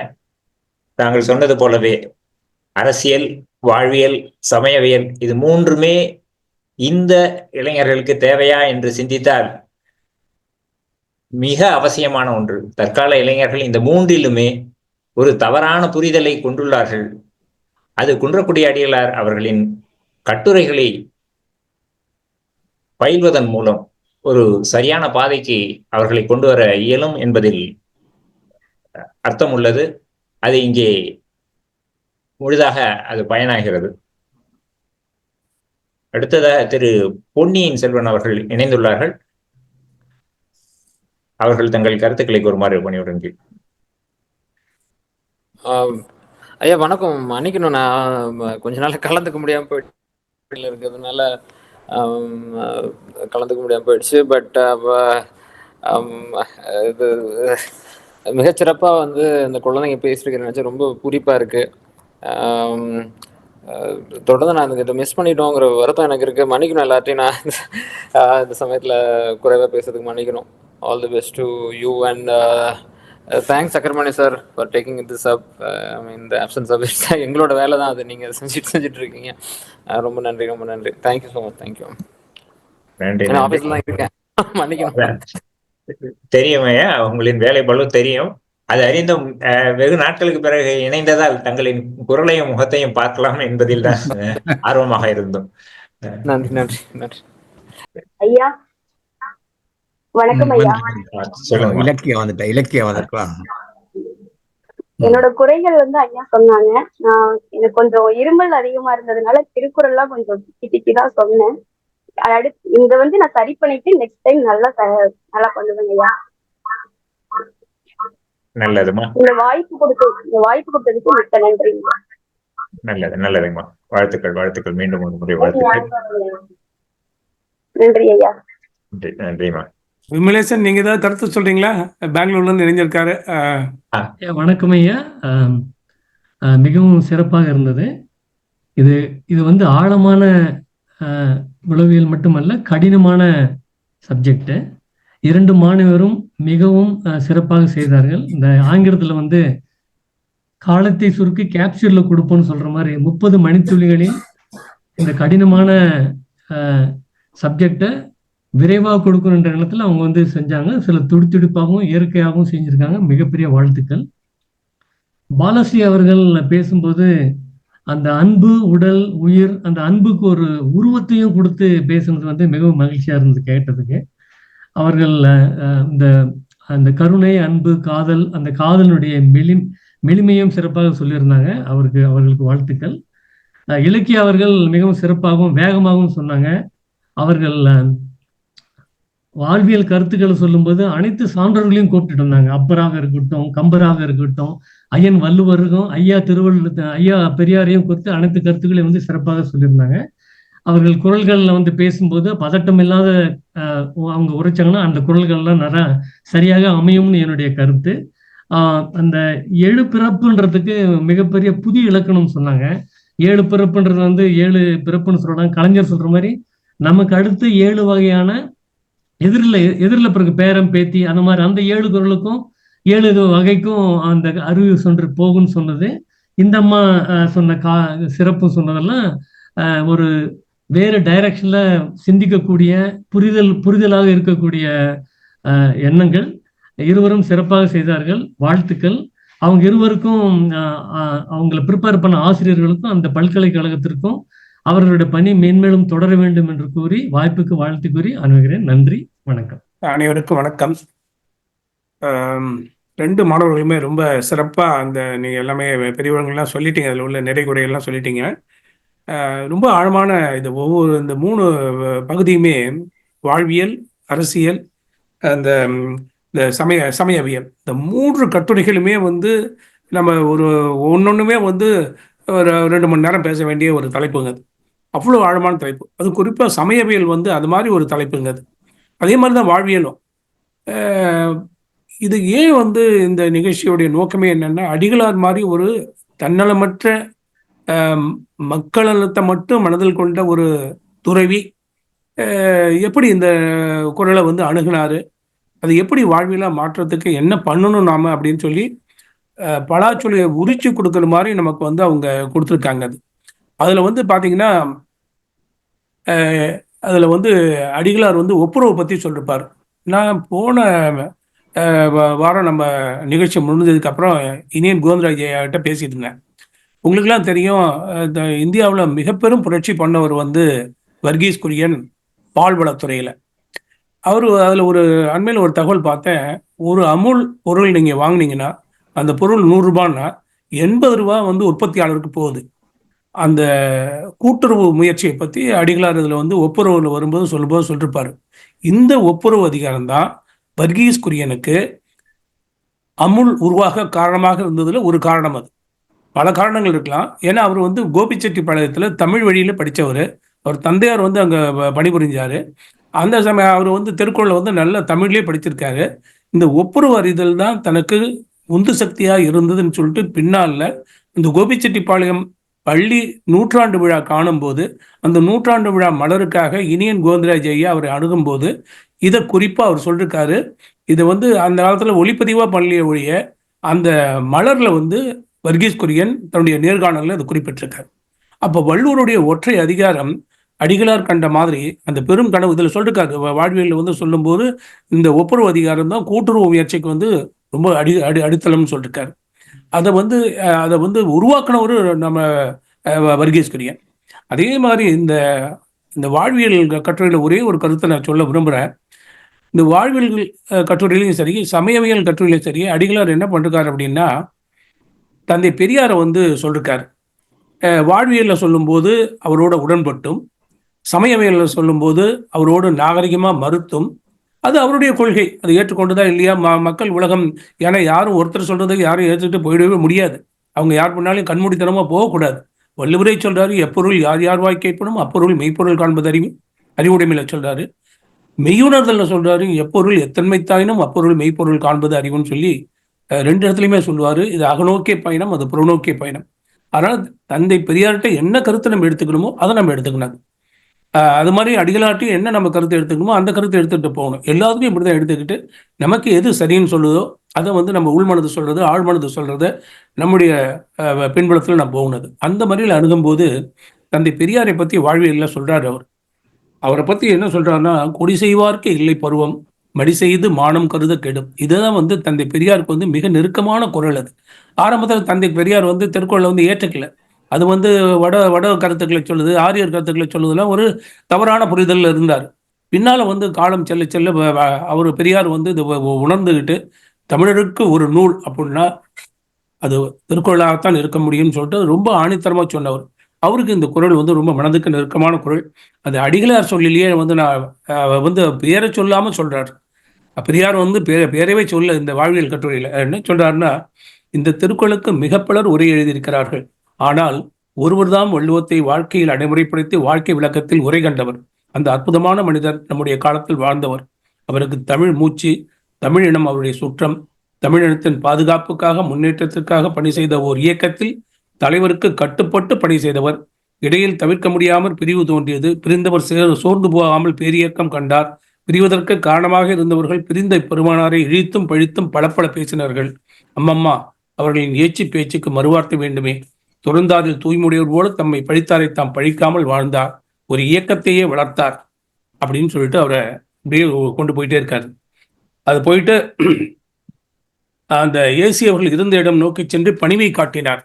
இது தந்தை பெரியாரை குறிக்கிறதா, பேரர் அண்ணாவை குறிக்கிறதான்னு சொல்லிட்டு விடயம் தெரிந்தவர்கள் தான், செய்தி தெரிந்தவர்கள் தான் அதை பற்றி சொல்லணும். அவர் சொல்லிட்டு கமிஷன்களை நியமித்து விசாரிக்கவில்லை. ஏசி அவர்கள் இருந்த இடம் நோக்கி சென்று பணிவை காட்டினார், பண்பாட்டை காட்டினார். இவ்வாறு பகையையும் உறவாக்கி கொண்டு இனம் காத்த ஒப்பற்ற தலைமகனை போன்ற மற்றொருவனை தமிழக வரலாறு கண்டதில்லை. அவனும் வாழ்ந்து மறைந்து விட்டார். அந்த ஒப்பற்ற தலைமகன் தமிழ்தாயின் தவப்புதல்வன் இனத்தை கட்டி காப்பாற்றிய அருமைப்பாட்டை நினைத்தால் நெஞ்சு மகிழும். இது யாருன்னு பேர் சொல்ல, அநேகமா பேரறிஞர் அண்ணாவா இருக்கலாம் அல்லது தந்தை பெரியாரா இருக்கலாம். ரொம்ப அருமையா சொல்லிருக்காரு. பின்னால வந்து பாத்தீங்கன்னா சமயவியல்ல வரும்போது மிக ஆழமான கருத்து வைக்கிறார். மூட நம்பிக்கைகளுக்கு இடமாக சமயங்கள் மாறிவிடக்கூடாது. கூட அண்மையில் டால்ஸ்டாய் பற்றி கொஞ்சம் படிச்சுட்டு இருந்தேன். டால்ஸ்டாய் வந்து அறிவுக்கு உனக்கு ஒவ்வாத கருத்துக்களை இந்த சமயவாதிகள் காலந்தோறும் என்ன பண்ண திணிச்சு அதை அடக்கி வைக்கணும், மக்களை தங்கள் கட்டுக்குள்ள வைக்கணுங்கிறதுக்கு ஒரே காரணத்துக்காக வந்து சமயவாதிகள் சமயத்தை ஒரு கருவியாக பயன்படுத்தி கொண்டு மக்களை கீழ்ப்படுத்தினார்கள், கேள்வி கேட்காமல் செய்தார்கள், ஊழ் என்ற ஒரு கொள்கையை வைத்து மக்களின் மூளையை மழுங்கடிக்க செய்தார்கள். இதெல்லாம் யார் சொல்றாரு? நம்ம குன்றக்குடி அடிகளார் சொல்றாரு. ஆனால் குன்றக்குடி அடிகளார் மூலம் ஒரு சிறந்த துறவி, மக்களின் நலனில் கருத்து ஊக்கம், மக்களின் நலனில் ஆர்வம் கொண்டவர். அவர் சொன்ன கருத்துக்கள் வந்து நம்ம மாணவர் உலகம் வாங்க வேண்டும். அதை தான் இன்னைக்கு பேசி இந்த 2 இளைஞர்களும் அவங்க மூலமா கல்லூரியில் பலரும் இதை கேட்டுக்கொண்ட போலும் வந்து பயன்படுத்துவோம். நம்ம இதில் இந்த சமயங்கள் மட்டும் ஒரே ஒரு கருத்தை மட்டும் சொல்லி முடிச்சுக்கிறேன். அதில் பெரியாரை சொல்லிட்டு அவர் இறை மறுப்பாளர் அவர். ஆனால் அதை வந்து தமிழகம் ஏற்றுக்கொள்ளவில்லைன்னு பதிவு பண்ணிட்டு போகிறாரு. அவர் பதிவு பண்ணிட்டு போகும்போது அந்த வள்ளுவர் கண்ட இறையை பற்றி சொல்லும்போது அந்த 168வது பக்கத்தில் இந்த நூலில் தொகுதியில் ரொம்ப அழகாக வந்து அது கடைசி பாரால் வந்து அவர் முடிக்கிறாரு. அது அதை மட்டும் சொல்லிடுறேன் நான். இதை 160 அந்த இதில் சொல்லும்போது அது வந்து இறை என்பது தத்துவம், இறை என்பது குணங்கள். இது அதை வழிபடுறதுடைய நோக்கமே அந்த இறைக்கு என்னென்ன குணங்கள் வந்து வள்ளுவர் சொன்னாரோ அத்தனை குணங்களும் நம்முள் அமையப்பெற வேண்டும். அதுதான் வாழ்வின் நோக்கமாக இருக்க வேண்டும். இறை என்பது ஏதோ ஒரு தப்பு பண்ணிட்டு போய் நம்ம பரிகாரம் பண்ணிக்கலாம் அப்படிங்கிறது தான் இன்னைக்கு வந்து நம்ம மதம் நம்ம நினைச்சிட்டு இருக்கோம். அது ஆனால் அறத்தோட வாழும்போது சோதனைகள் வரலாம். நண்பர் திருப்பதி வந்து ஏன் இப்படி நடந்ததுங்கிறதுக்கு நம்ம விடை காண முடியாது. இந்த விடை காண முடியாததுக்கு வந்து இந்த பழமனை மேலே நம்ம பழியை போட்டுருவோம். நம்ம இதில் அதெல்லாம் ஒரு புறம் இருக்க, நாம் என்னென்ன வினை என்பதற்கு ஊழ் என்பதற்கு சரியான பொருளை உணர வேண்டும், தெரியாத பகுதியை விட்டுட வேண்டும். அதில் வள்ளுவர் இது சொல்றார் பாருங்க, திருவள்ளுவர் தந்த திருக்குறள் ஒரு சமயத்திற்காக தோன்றிய நூல் அன்று, அந்த சமய சார்பற்ற நூல் ஆயினும் மனிதகுல சிந்தனையில், அறிவியலில், வாழ்க்கையில் வழிநடத்தும் பொழுது திருக்குறள் கொள்கை சமயமாக உருப்பெறுகிறது. வள்ளுவத்தின் சமயம் நெகிழ்ந்து கொடுக்கக்கூடியது, நம்பிக்கையுடன் கூடியது, நல்லெண்ணத்தின் பார்ப்பட்டது, இயற்கைக்கு இசைந்தது, மெய்யுணர்தலின் பார்ப்பட்டது. அது ஒரு வாழ்க்கை முறையாக அமைவது வள்ளுவத்தின் சமயம் வையகத்திற்கு உரிமையாக அப்படின்னு சொல்லி முடிக்கிறார்.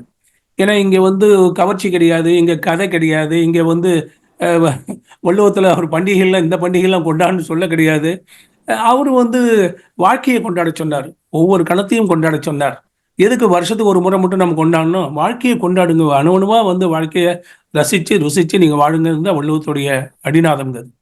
அதனால வந்து அடிகளார் எழுத்துக்கள் மூலமாக, சிந்தனையின் மூலமாக நாம் சரியாக வள்ளுவத்தை உள்வாங்கி கொண்டோம் என்றால் ஒளி மிகுந்த சமுதாயத்தை நம்மால் உருவாக்க முடியும். அவருடைய முயற்சி தான் இது. 12 கல்வி நிறுவனங்கள் இதுல வந்து இணைந்து செயல்பட உறுதி எடுத்திருக்காங்க. ஒவ்வொருவராக வருவாங்க. என்னுடைய வேண்டுகோள் எல்லாம் நம்ம இங்கே கலந்திருக்கக்கூடிய எல்லோருடைய வேண்டுகோளும் மாணவர்கள் பெருந்திரளாக வந்து இதில் கலந்து கொள்ள வேண்டும். ஒவ்வொருத்தருக்கும் ஒரு 10 நண்பர்களையாவது கூட்டி அழைத்து கொண்டு இந்த நிகழ்ச்சிகள் கலந்து கொள்ள வேண்டும் என்பதுதான் ஒரு குறைந்தபட்ச எழுதுபார்ப்பு. ஒவ்வொரு மாணவர்களுக்கும் ஒரு 25 பேர் நண்பர்கள் இருந்தாங்கன்னா நல்லா இருக்கும். 25 50 பேர் இந்த நிகழ்ச்சியில 2 பேச்சாளர்கள் 50 பேர் இந்த நிகழ்வுகளில் வந்து கலந்துக்கிறாது. அதுதான் வந்து நட்புடைய உறுதி. அது நான் கூட நிற்கிறேன் அப்படின்னு சொல்லி வரணும். அதுதான் நட்பு. அது ஒன்று சொல்லிட்டு நிறைவா ஒரே ஒரு செய்தி சொல்லிடுறேன்.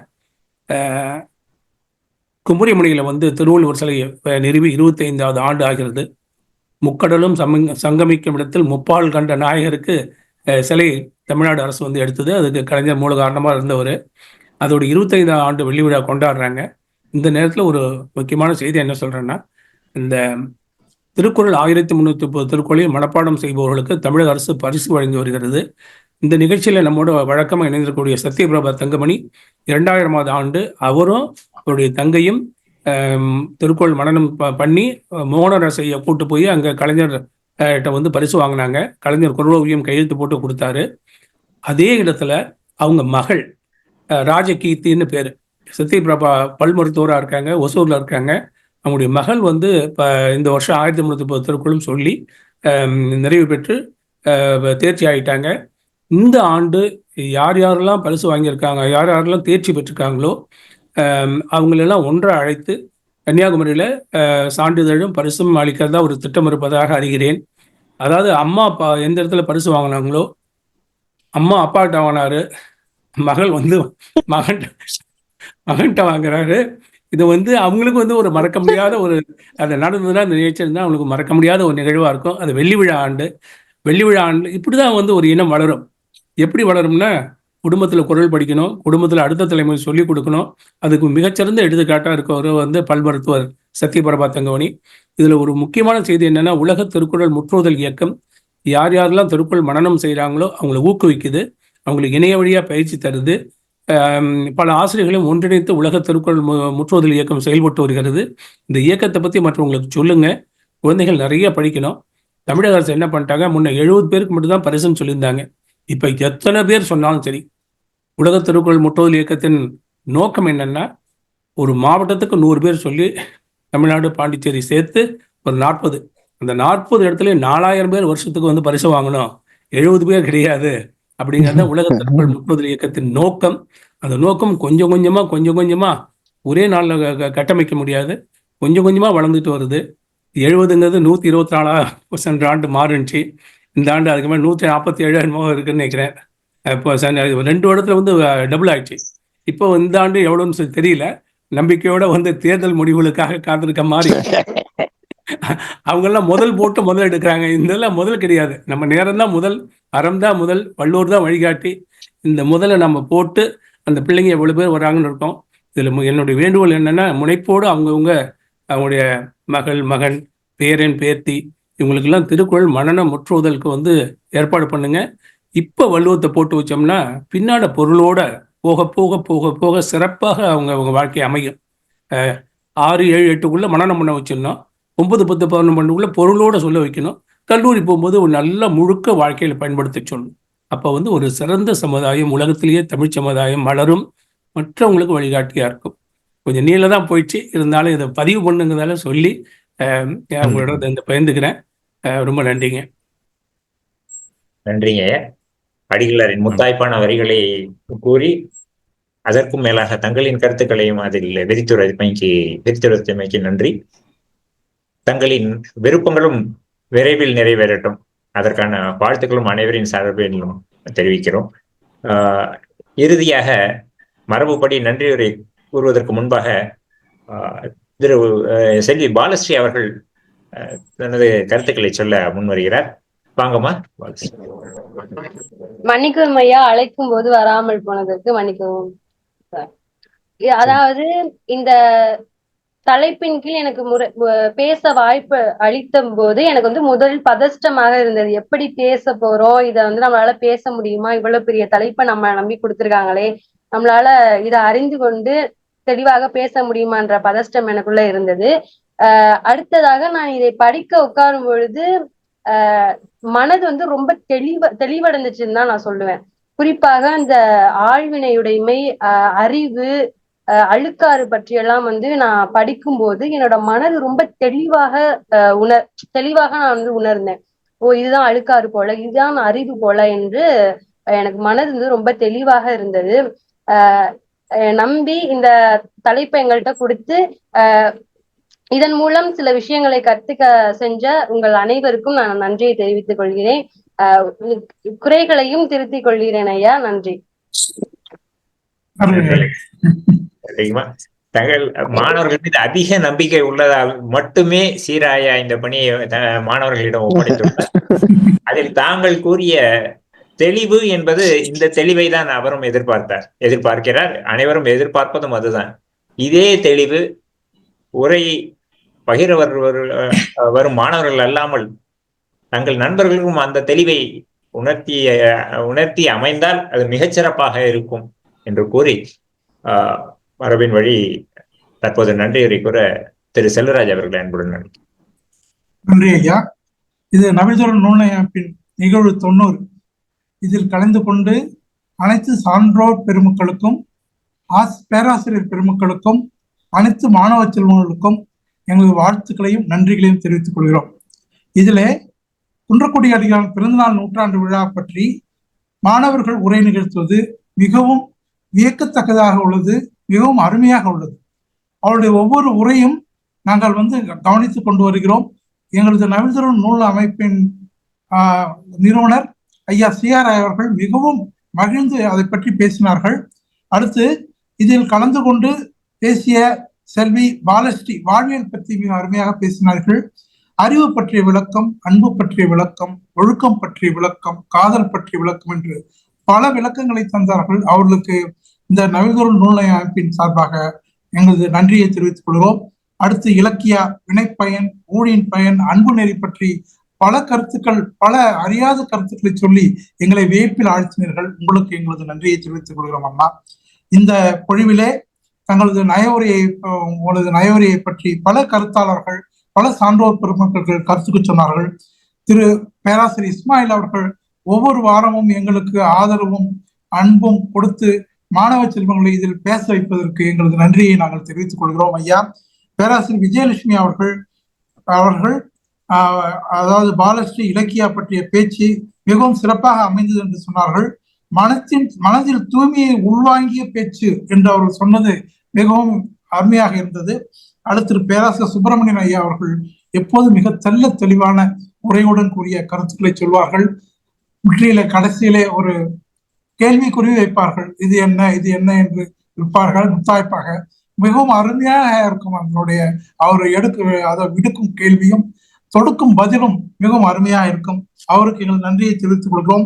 இளம் தலைமையினுடைய ஊடாக வள்ளுவத்தை அணுவது மிகவும் சிறந்தது என்று கூறி அவர்கள் இந்த குழந்தைகளுக்கு ஆசீர்வாதம் செய்தார்கள். அவர்களுக்கு எங்கள் வாழ்த்தையை தெரிவித்துக் கொள்கிறோம். அடுத்து குழந்தைகள் ராமசாமி எப்போதும் போல குற்றால அறிவு போல குடித்த சுகம் இருந்தது எங்களுக்கு அப்படி என்று சொன்னார்கள். ஆழ்ந்த கருத்துக்களை இந்த குழந்தைகள் தெரிவித்தார்கள் என்று அவர்கள் அகமழிந்தார்கள்.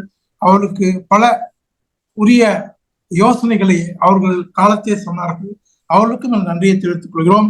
இதிலே பேராசிரியர் நாராயணசாமி ஐயா அவர்கள், திரு இமயவரமன் ஐயா அவர்கள், திரு சுகுணேசன் ஐயா அவர்கள், திரு பொன்னியின் செல்வன் ஐயா அவர்கள் பலரும் இதில் கலந்து கொண்டு எங்களுக்கு அந்த குழந்தைகளை ஊக்கப்படுத்தி நல்ல கருத்துரை சொன்னீர்கள். உங்கள் அனைவருக்கும் நாங்கள் நன்றியை தெரிவித்துக் கொள்வோம். இறுதியாக திரு CR ஐயா அவர்கள் எப்பொழுதும் போல அவரது உரை ஒரு தனி உரையாக இருக்கும், ஒரு மனதிலே உள்வாங்கி அது ஒரு சிந்தனைக்குரிய உரையா இருக்கும். அவருக்கு எங்களுடைய இந்த அமைப்பின் சார்பாகவும் நிறுவனர் என்ற முறையிலே அவருக்கு எங்கள் வாழ்த்துக்களையும் நன்றிகளையும் தெரிவித்துக் கொள்கிறோம். அடுத்து இதிலே திரு அதாவது